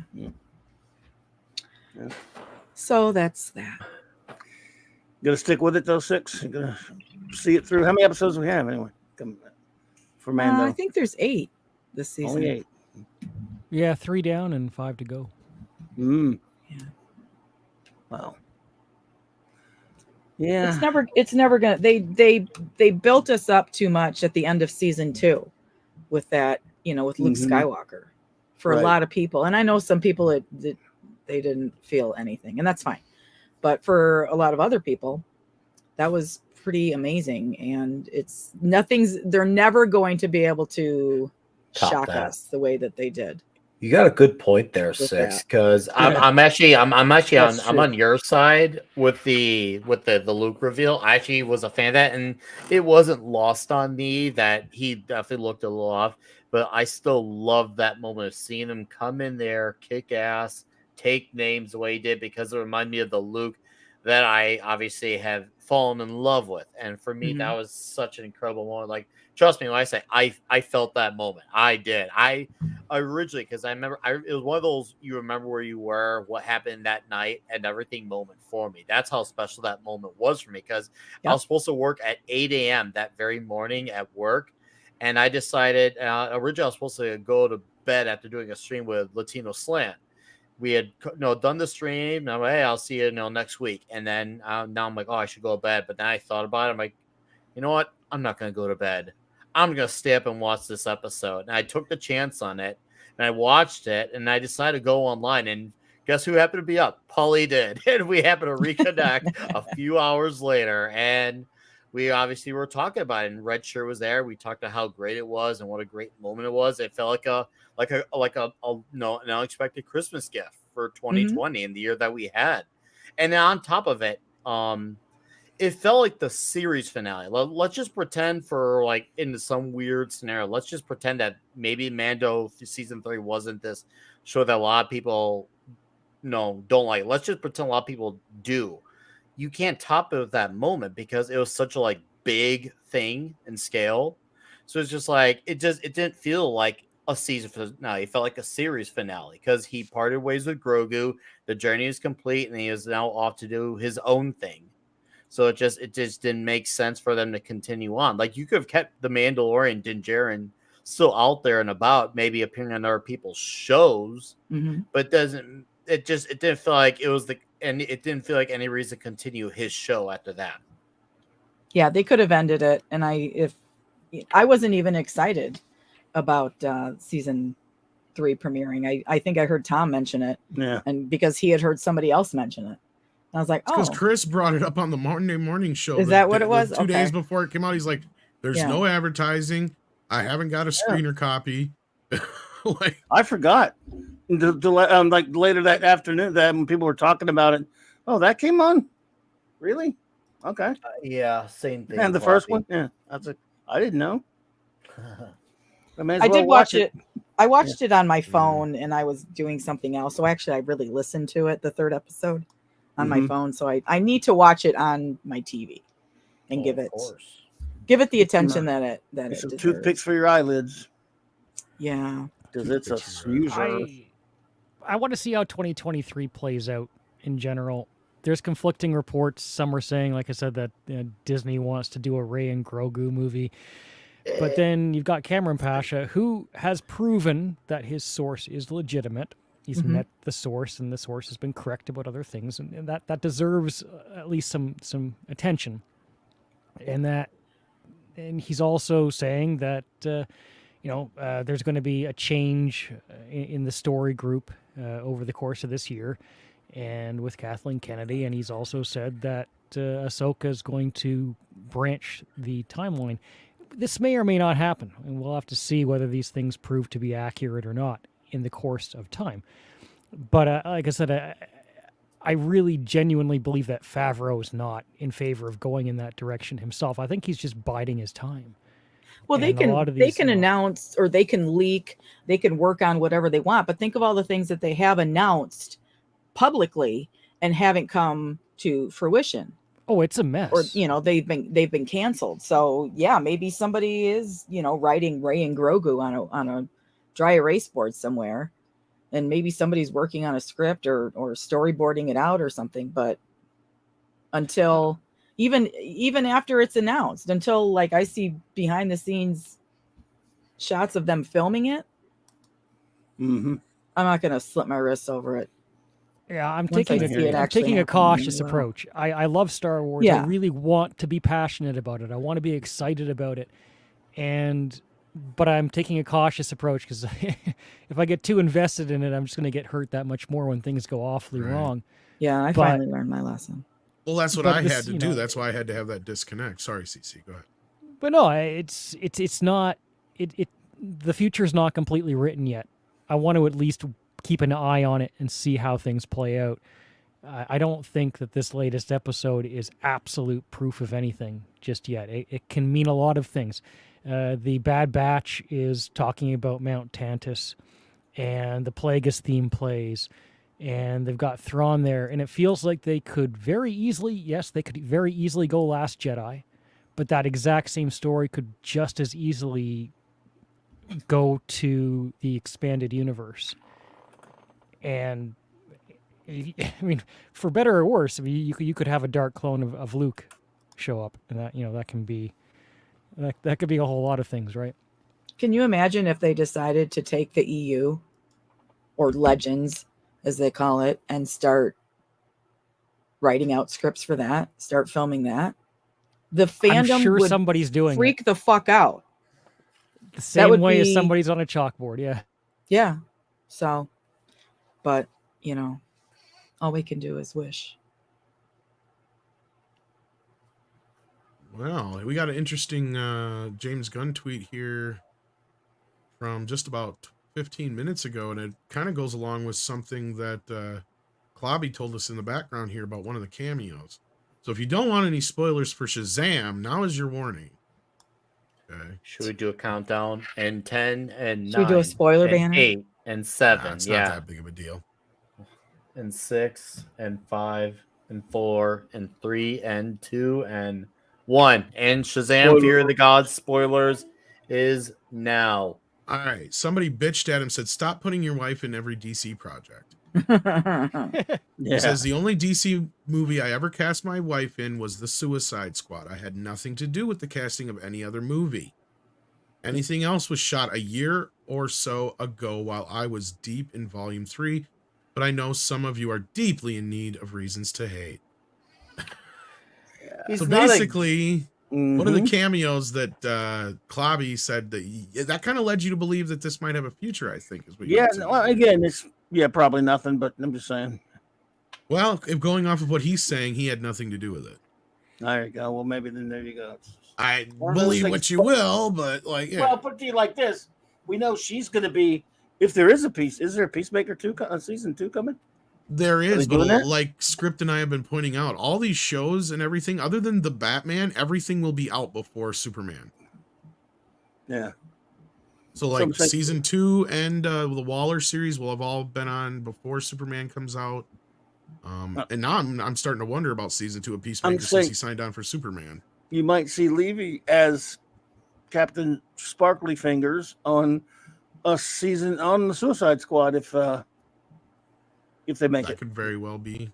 That's kind of what I figured. The Waller series is basically going to be a de facto Suicide Squad show. If that's Waller's getting made, and this was referring to Waller, and that this is all about Waller. That cameo. Really, she wasn't in it personally. It was 2 characters from Peacemaker.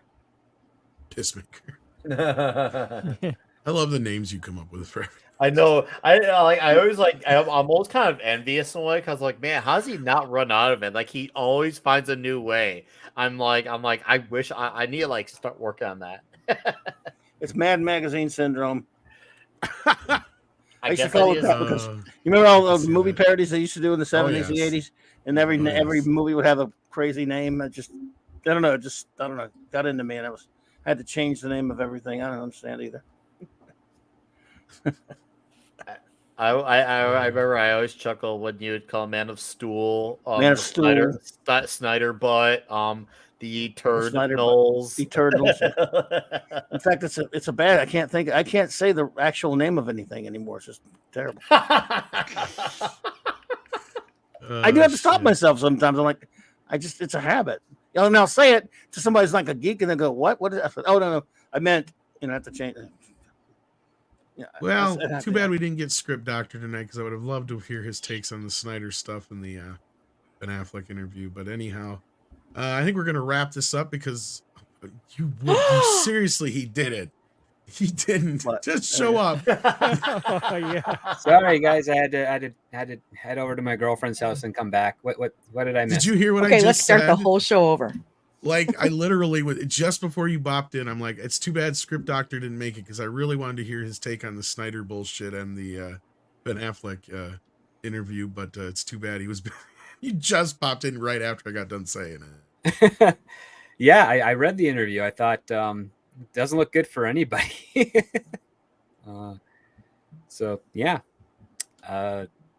I did make your point about Gone Girl being his more higher rated film on IMDb. It should be. I mean, when I checked it this morning after, it was like 8.1 and Snyderverse was like 7.9 at the time. And I still can't believe that's beating like Dazed and Confused and a few other ones, but okay. Yeah, me too. That's and again, though, at least they were smart enough in the interview to point out that they have a very rabid fan base, and that's probably why it has such a high. And I said, yeah, talk about review bombing. Here's a movie that got review bombed. They're rabid, all right. They are rabid. Mm-hmm. I mean, but the other part too I felt fascinating was how Ben Affleck said how he didn't get the character of Batman until he worked on The Flash, and I'm thinking, you had two outings of the character with Zack Snyder and Joss Whedon, and you didn't get him from their direction. Like, Really? I think there was some a context in that you're kind of missing out on, because he goes on in the next sentence, he says the whole 5 minutes I'm in it. So I think he's being sarcastic about the whole thing, to be honest with you. Could in be. that respect. Yeah. I think so. I could be wrong, but I think he's kind of just being sarcastic, because he kind of just trashes the whole idea of superhero movies and everything to do with it throughout the rest of the interview. So, well, I mean, he's had that big hang up since Daredevil. Yeah, and he clearly, like, we kind of came to the conclusion that he probably is friendly with Zack Snyder, and that's where his loyalties lie, and that's about all we can say on that. Well, they got him work during the pandemic. That's yeah. And I mean, and also I think his movie that debuted right before the pandemic ended up going up, tail upward. But I also think he's under this illusion or disillusion or whatever that the Snyder cut was some kind of hit, because that's what he keeps saying is like, if it were, Warner Brothers would be, begging him to come back and work on stuff, and wouldn't have gone with Safran and Gunn. Well, and that goes with some of the fun I was poking earlier, because I don't know if you caught this script, because I wanted to get your reaction. This was the other thing, because that little tease that Snyder did the other day on Twitter that I said that I've heard that it's not going to be what everybody thinks it's going to be. Well, this is, of course, what everybody thought it was going to be. They thought, he's going to announce Snyder, the Justice League 2. And then it just turned out to be a watch party. Yeah. Well, I mean, he's got to generate interest and keep those fanboys alive, and I don't begrudge him for that, because that's how he's going to get people to watch his Rebel Moon on Netflix.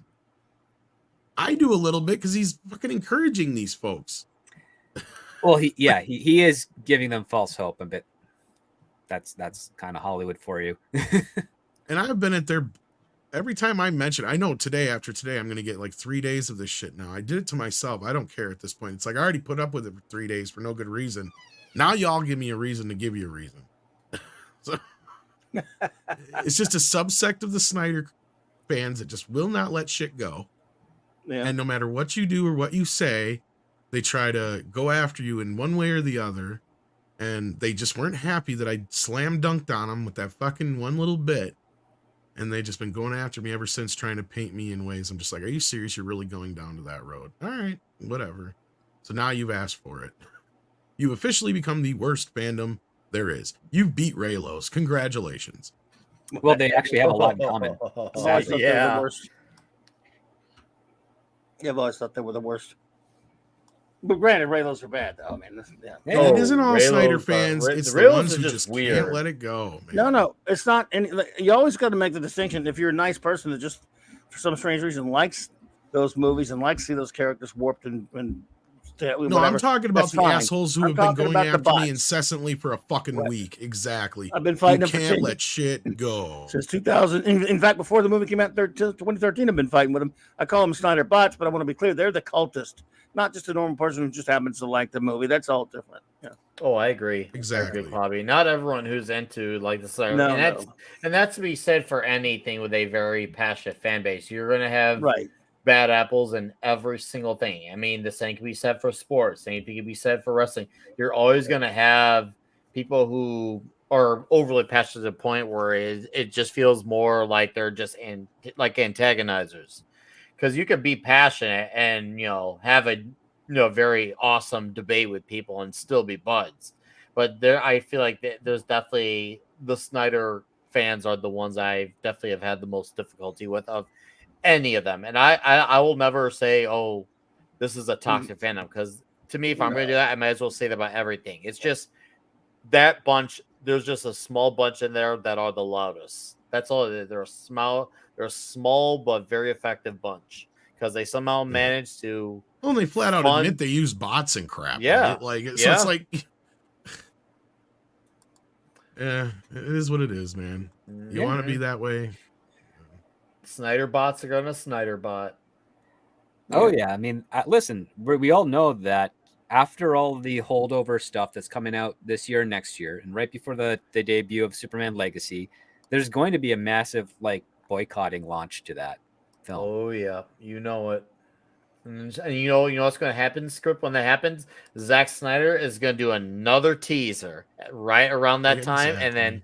and then they're going to be like, "Oh, look, see, the Gunn movie's not going to happen. There's still a chance. It's gonna." I can already The Gunn see the movie's not going to happen, even though it's premiering in 4 hours. like that's that actually Fire sounds James like that would Gunn. happen. Fire James Gunn. Listen, if he bombs with Superman Legacy, like again, Yeah, which it's is always on a him. possibility, Oh, he is going to be absolutely. gone. But for now, it's not going to be that way. His series of tweets about what he wants to do with Superman Legacy, how it connects to his father and his passing, and what he's trying to get across. I don't see anything betraying the character with that approach, because you know, the funny thing is that Jor-El's a scientist and Podkent's a farmer, but both professions are rooted in science. You need to understand water, precipitation, nature, how seeds germinate, how to plant. Like, that's a science. Farming is a science. It's just a different type of science. And there's more similarities than there are distinctions. And so hopefully, James Gunn's clever enough to make that connection, see the differences, and give us a very well-rounded character that's inspiring, is aspirational, hopeful, has some great action moments, but also makes us leave the audience with a big smile on our face, ready to go back to that ticket booth and buy another showing to see. Yeah, we covered that too, the James Gunn announcement and the Warner Brothers announcement as well. So I think it is kind of funny that he's getting that heat about his wife being in that, because I guess now that people are getting out of those early features of seeing her in that scene, and like, why did you put her in? I mean, but he's right. It was filmed a long time ago. Yeah, it was. It was way before any of this shit was changing. Yeah, exactly. Like the mere fact that his wife's involved plays Harcourt in the Suicide Squad. Yeah, he cast her in that, but other people put her in other stuff, right, DC related, without James Gunn's even knowledge or needed for approval. It's like, hey, we just want to use her here. Okay, she's the character. Go for it. But she's connected to Waller probably, so that's why I think you might see that. Oh yeah, we're probably going to see her in again. Waller. We're going to see her in Waller. We're going to see her in Peacemaker season 2, if they make that. But that's what I'm saying, because of this, her being in this film, that they were trying to recruiting him, Zachary Levi character. They should be called Captain Marvel more. He should they recruited him for the JSA, so we'll probably see him on there too. Maybe, yeah. I don't know. All I know is that the definitive line in the sand is going to be Superman Legacy, and from whatever happens in that film, that will tell you what has been held over, if anything, and what most likely the direction will be. I have my suspicions that probably nothing will be held over. I think that's going to be the definitive. This is brand new. The other stuff happened. It's over. Thank you. Have a nice day. Cross the street over to Legacy and see where we're taking the whole franchise in this direction. Because I would not be surprised if we saw similar the same actors come back, but in completely different characters. Like, yeah, I would bet $100 that James Gunn's wife would be back, but not as a spy, but might be Cat Grant or some other side character, supporting side character. Just to pop up here and there, as opposed to playing Harcourt again. Yeah, I'm surprised he didn't even point out that they weren't even married yet when that would have been filmed. That's right. He actually got married a few weeks before Zaslav sat him down and gave him that offer, saying, "You and Safran can do this together." That was basically when he got back from his honeymoon. I think it's when he decided to take it all, because he's had that offer forever.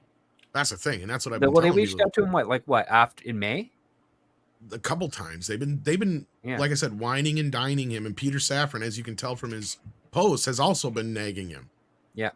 So clearly Peter was the one who wanted to do this from the start, obviously, and that was kind of the whole deal. It Worked started with for him. Superman, and then it, You ballooned get offered from a there. job that involves you and one of your clients that you've been, representing for a decade. It's like, yes, easy money.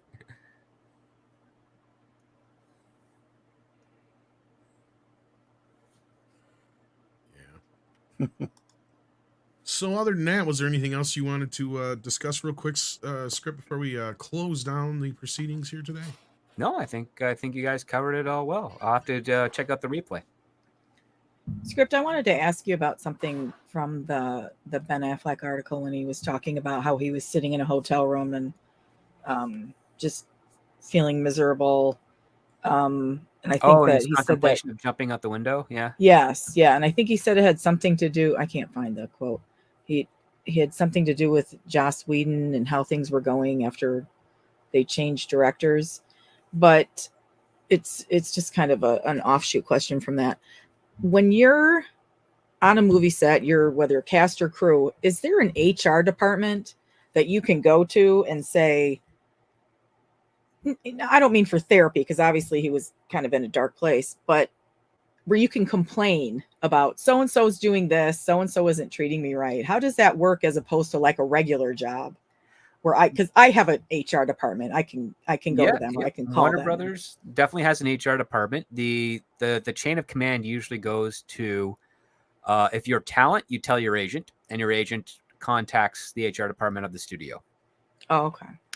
If you're a crew, you kind of have to go to whoever your department head is, whether it's like usually the first AD ends up being the one up there, and you would make the issue or raise the issue with them.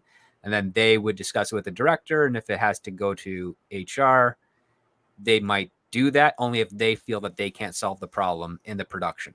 But rarely do you really have issues with crew because they don't care about the minutia and the BS of everything else. They're there to work.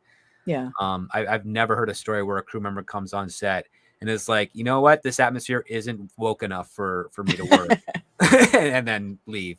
But on talent, I keep reading stories about, these actors. It's typically an actor that I read about on set who has a director who's not treating them right or who's being inappropriate. And I don't understand why that stuff doesn't get nipped in the bud by HR. So, but I figured it was different because it's the movie industry. It's a little that shit would never fly where I work. Well, usually what works is that the actor's upset and they're smart about it. They complain to their agent and manager, and the manager on their behalf it goes to and not only contacts the producer and the director, but also the party involved and gets a meeting arranged with them and the studio reps and says, this is what my client is saying is going on set. Can you confirm, deny? And how are we going to reconcile this so that we can keep working? And that's usually the normal parameters of how it works.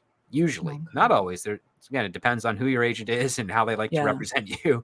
And also what the actual problem is in of itself. With the Ben Affleck situation, and I know this, is that he started drinking before they even had any problems on set.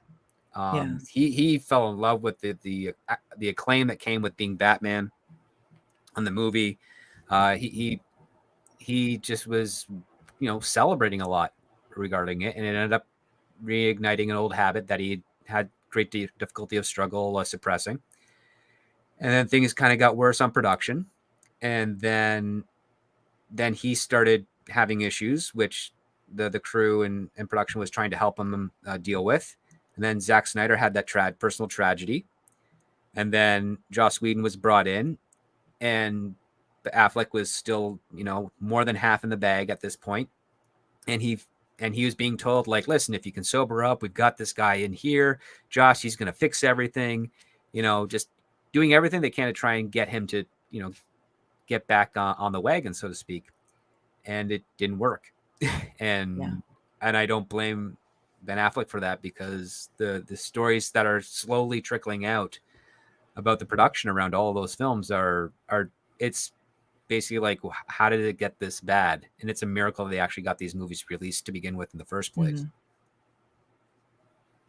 Yeah, I'm looking forward to his 5 minutes. As a follow-up to that question, if someone goes to HR, a future production could see their history and find out that they have a history of going to HR?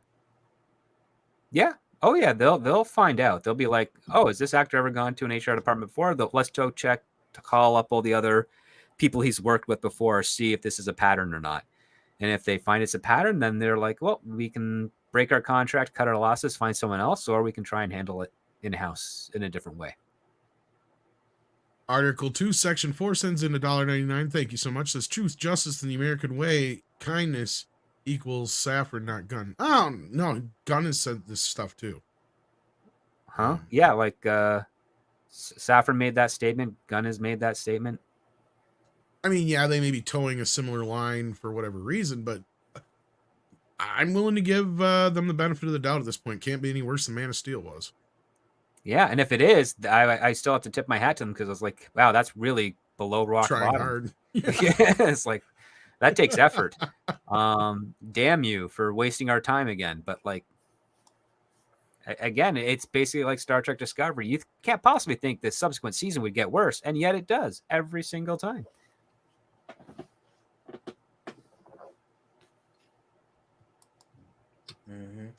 And on that note, I think we're going to wrap this episode up. So, Script Doctor, anything you want to plug? No, other than my Patreon. I'm working on my Picard episode 5 review of season 3. It was all right. That's all I got to say on the preview side. So.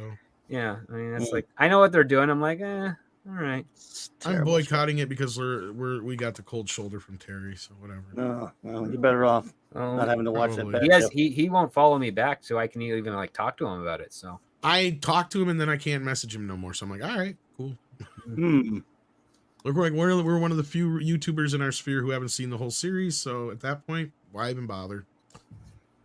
So check out Script Doctor's Patreon and your YouTube channel as well. You do stuff there sometimes. Yep.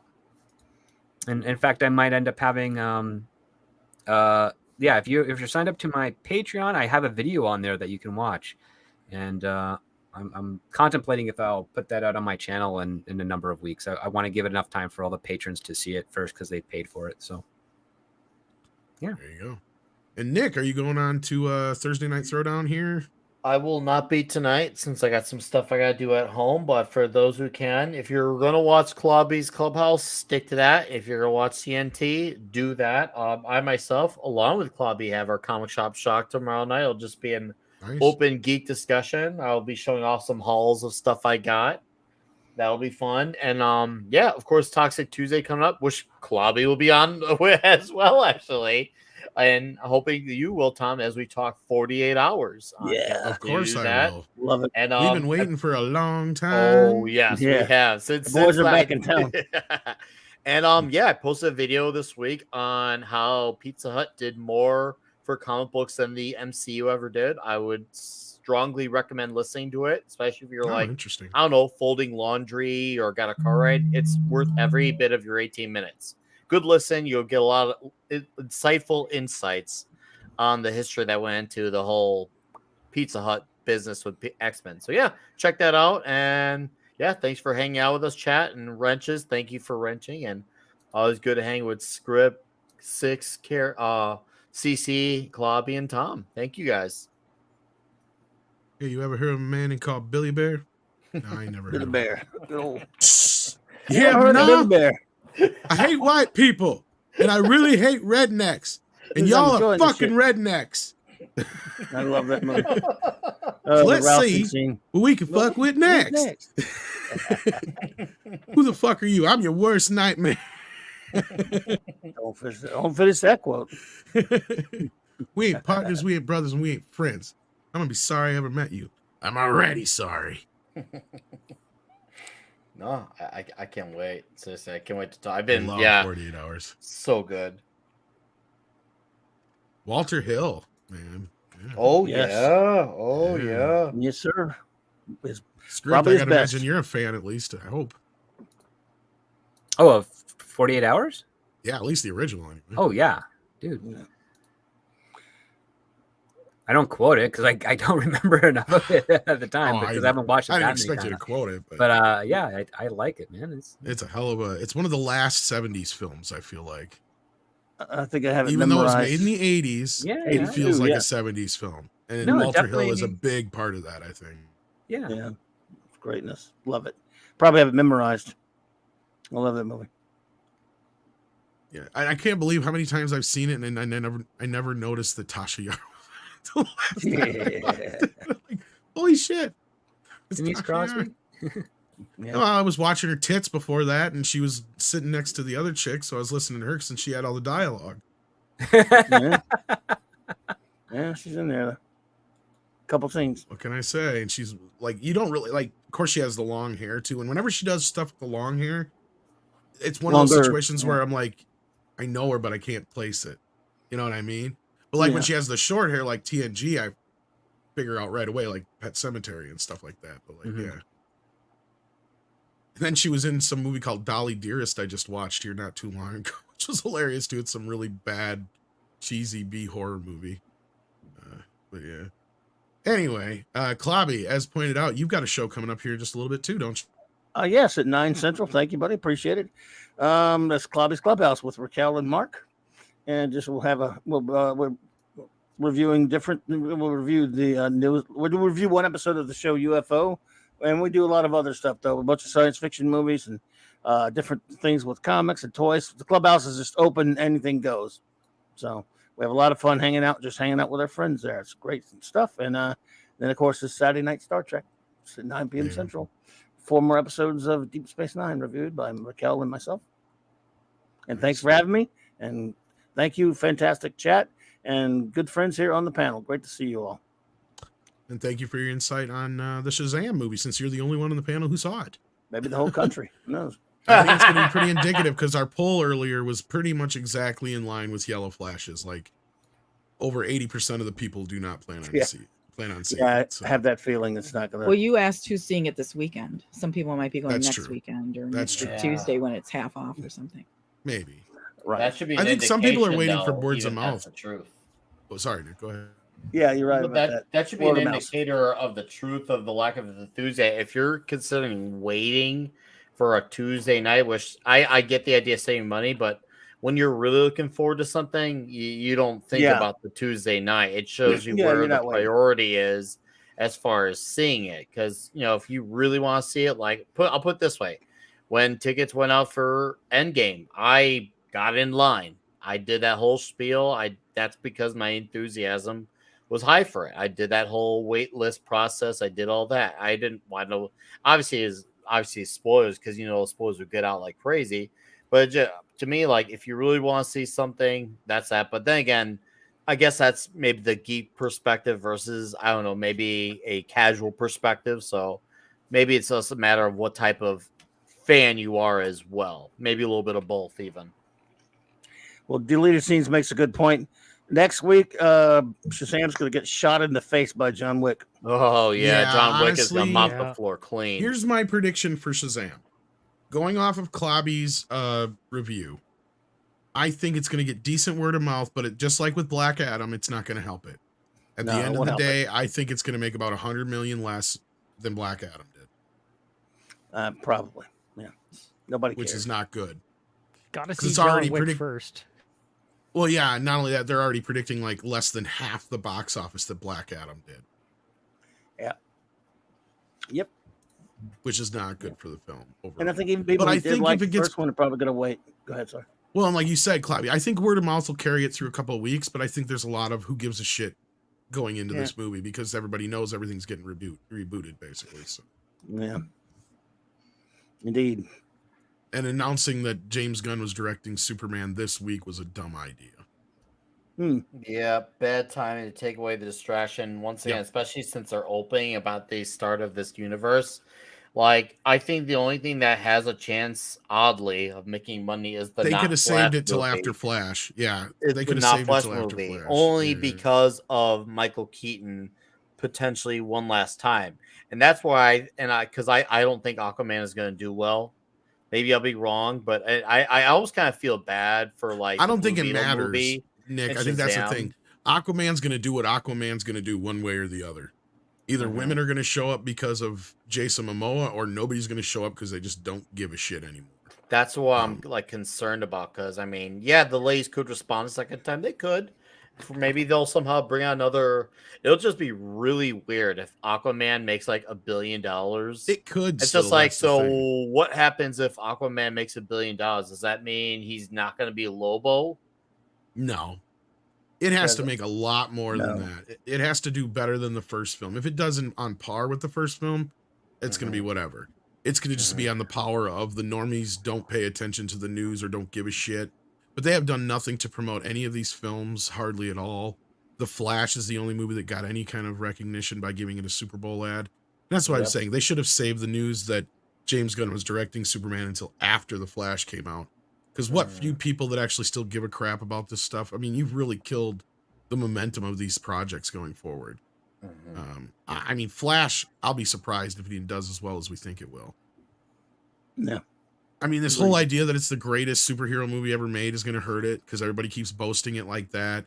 Like Script and I keep laughing as we keep saying, people are going to notice after that first week and they're going to go, hey, wait a minute. This is the same exact movie as Man of Steel, only instead of Superman, we got Supergirl. At least 40 minutes of a minimum. Pretty much. I mean, well, that's where I think all the Back to the Future 2 references are coming in. Not so much with the changing of, not just with the changing of the history, but just how that film has to go back into the first movie, right? Yeah. Like, I think that's the comparison for it, and that's why.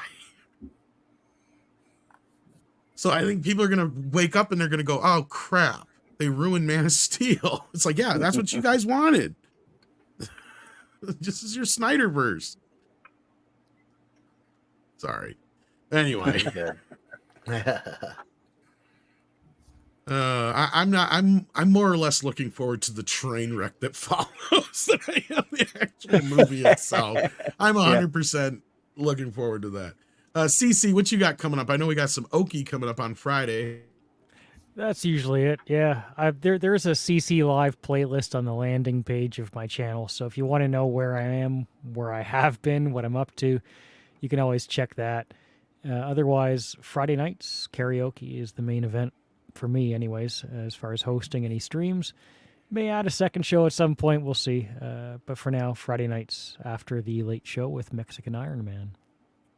The Late Show with Mexican Iron Man. He needs an actual late show. I'd watch that. Yeah. I would too. Over Jimmy Kimmel any day. Yeah, just there's a lot of late shows on YouTube right now as it is. How do you I know, but I mean, I'm talking like an actual network. Like fire Jimmy Kimmel and give him the job. One day, Mexican Iron Man will actually host streams. You can look forward to it. Yes, possibly. He claims he's not a YouTuber though. Yeah. Mecha J says, looks like DreamWorks is going to show up Disney again with their upcoming animated film Ruby Gillman Teenage Kraken. The trailer looks nice. Oh, I haven't heard about this. Ruby Gillman I Teenage think I saw that trailer. I saw 5-6 trailers and, I can't remember. Oh, during the I theater. think I saw that theater one, today. Yeah. Although I saw there was Mario, but maybe there were a couple others, but I think I did see this trailer You know for what? a Kraken thingy. Since we already showed the one trailer, we'll show a little bit of this real quick. We got to get out of here. The ocean is a mysterious world. Humans know more about the surface of Mars than the floor of the ocean. And the sea creatures who live there, that's the one. even the ones you have imagined, voice is you've that? imagined them wrong. Take the mighty giant Kraken, bloodthirsty monster, sinker of ships. Where are you even getting this? Krakens are majestic creatures and noble protectors. I'm just Ruby Gillman, normal teenager. For generations, Krakens have protected the seas, keeping us safe from the most power-hungry and dangerous creature of all. The mermaid? Yes, the mermaid! Oh, But balls. people They're taking a shot at Disney right now. Oh, Oh, shit. I love mermaids. Wow. Love you too, Rando. Of course they Love do. you too, People Rando. are stupid. I'm Chelsea. Mermaids are selfish, vain narcissists. I am gorgeous. Yes, queen. The worst of them all. What's happening? Excuse me. Hey, are you okay? I know your secret. You're a Kraken hiding as a human. I really gotta go. Oh no! And soon, everyone will know the truth. Cushies. Are you ready for your destiny? I want to live my life. You have powers beyond your imagination. This is your moment, Ruby.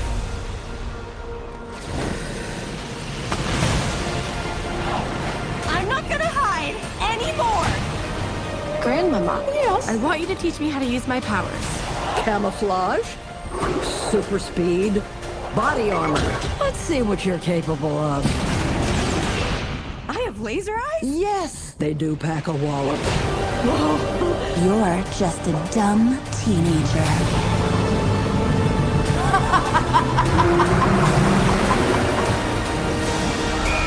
I'm a flippin' mermaid! Knock, knock! No matter what the challenge, a Kraken will always answer the call. It's time to go big. Interesting. I might actually see that. I will, Well, you by the got way, yeah, it kids does. too. No, go ahead. I was going to say, I actually did see the Barbie trailer. It was actually kind of funny. The trailer Oh, was yeah? very short.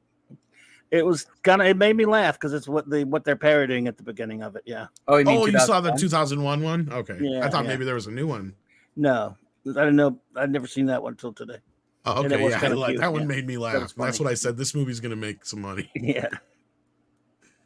But no, I that hope looked this- kind of cute. Yeah, no, it actually looks like it'll be fine. I mean, DreamWorks obviously blew off the roof with their Minions sequel, and Puss in Boots was the surprise hit that no one expected to do, and it's still playing in theaters, still making millions on the weekend. So, good for DreamWorks. It seems like this is a good opportunity for them to have this type of success because right now with what's going on with Pixar, they're filling in a void, and this is a perfect opportunity. To It looks like a capitalize on. Pixar movie. Yeah. Yeah, no, this is good. I hope the best for DreamWorks. It feels like a Pixar movie. Not quite, but it feels more than any Disney or Pixar films have. They'll just But- have to take care in the third act not to get to lose too much energy on the formula of, oh, hey, these are my abilities. Now there's a big fight with the mermaid, They're going to Yeah, have it's to pretty keep- obvious where it's going. Yeah. Gonna keep it up. But anyway, 6. You got anything coming up you want to plug? Yes, I am going to be on Latino Slant Oh, cool. in about 40 minutes. He's having a Nice. member stream, but it's it'll be available for public viewing, but he's going to have members on, so I'll be on there along with some other members. Awesome shots. Enjoy. And then me tomorrow, besides TNT, I'm gonna pop in there probably for a little bit. Tomorrow morning we have Carolyn on the show from, well, she's originally from Limited Games, or Limited Run Games, and she was fired over her opinion of Hogwarts, being excited about it. So we're going to talk about that tomorrow. And we also have a super chat from Warrior Justice for $5. It says, Will Smith defended his wife so well. She's definitely going to let him watch tonight. Hey, Bat. Oh, yeah. Hey, Bat Time. Beautiful 6, Clobber Lane, Little Nicky, and Doctor. She's going to let him watch what? TNT or what? Or what's on? Watch her today? have What's go- sex with her boyfriend. Oh, Jesus Yeah. Christ. Probably will let him do I that. should have known. As a reward. Yeah. Warrior of Justice. And of course, 6 gets it, of all of us. That's hilarious. I That's like to probably watch. funnier. Oh, hello. She's a voyeur. Okay. That was perfect opportunity. Well timed, 6. Well timed. Thank you. Touche, as they say. So, yeah, so please join us on the morning show tomorrow. We have a special guest. We're going to talk to her about that and whatever other news comes up between now and then. And then next week, we got Chuck Dixon on, so keep that in mind, too. Nice. Excellent. Yes, Great. on Wednesday, I believe it is. So Really? I think. Nice. Is it Wednesday? I think so. Let me look. Either way, he's gonna come someday. I think it's Wednesday. I just need. Next Wednesday is good. Okay. So yes, next Wednesday we're going to talk to Chuck Dixon, and then tomorrow we have Carol Lynn. So please join us on the morning show. And with that, take care of yourselves and each other. See you. I got molested in a little boy's room.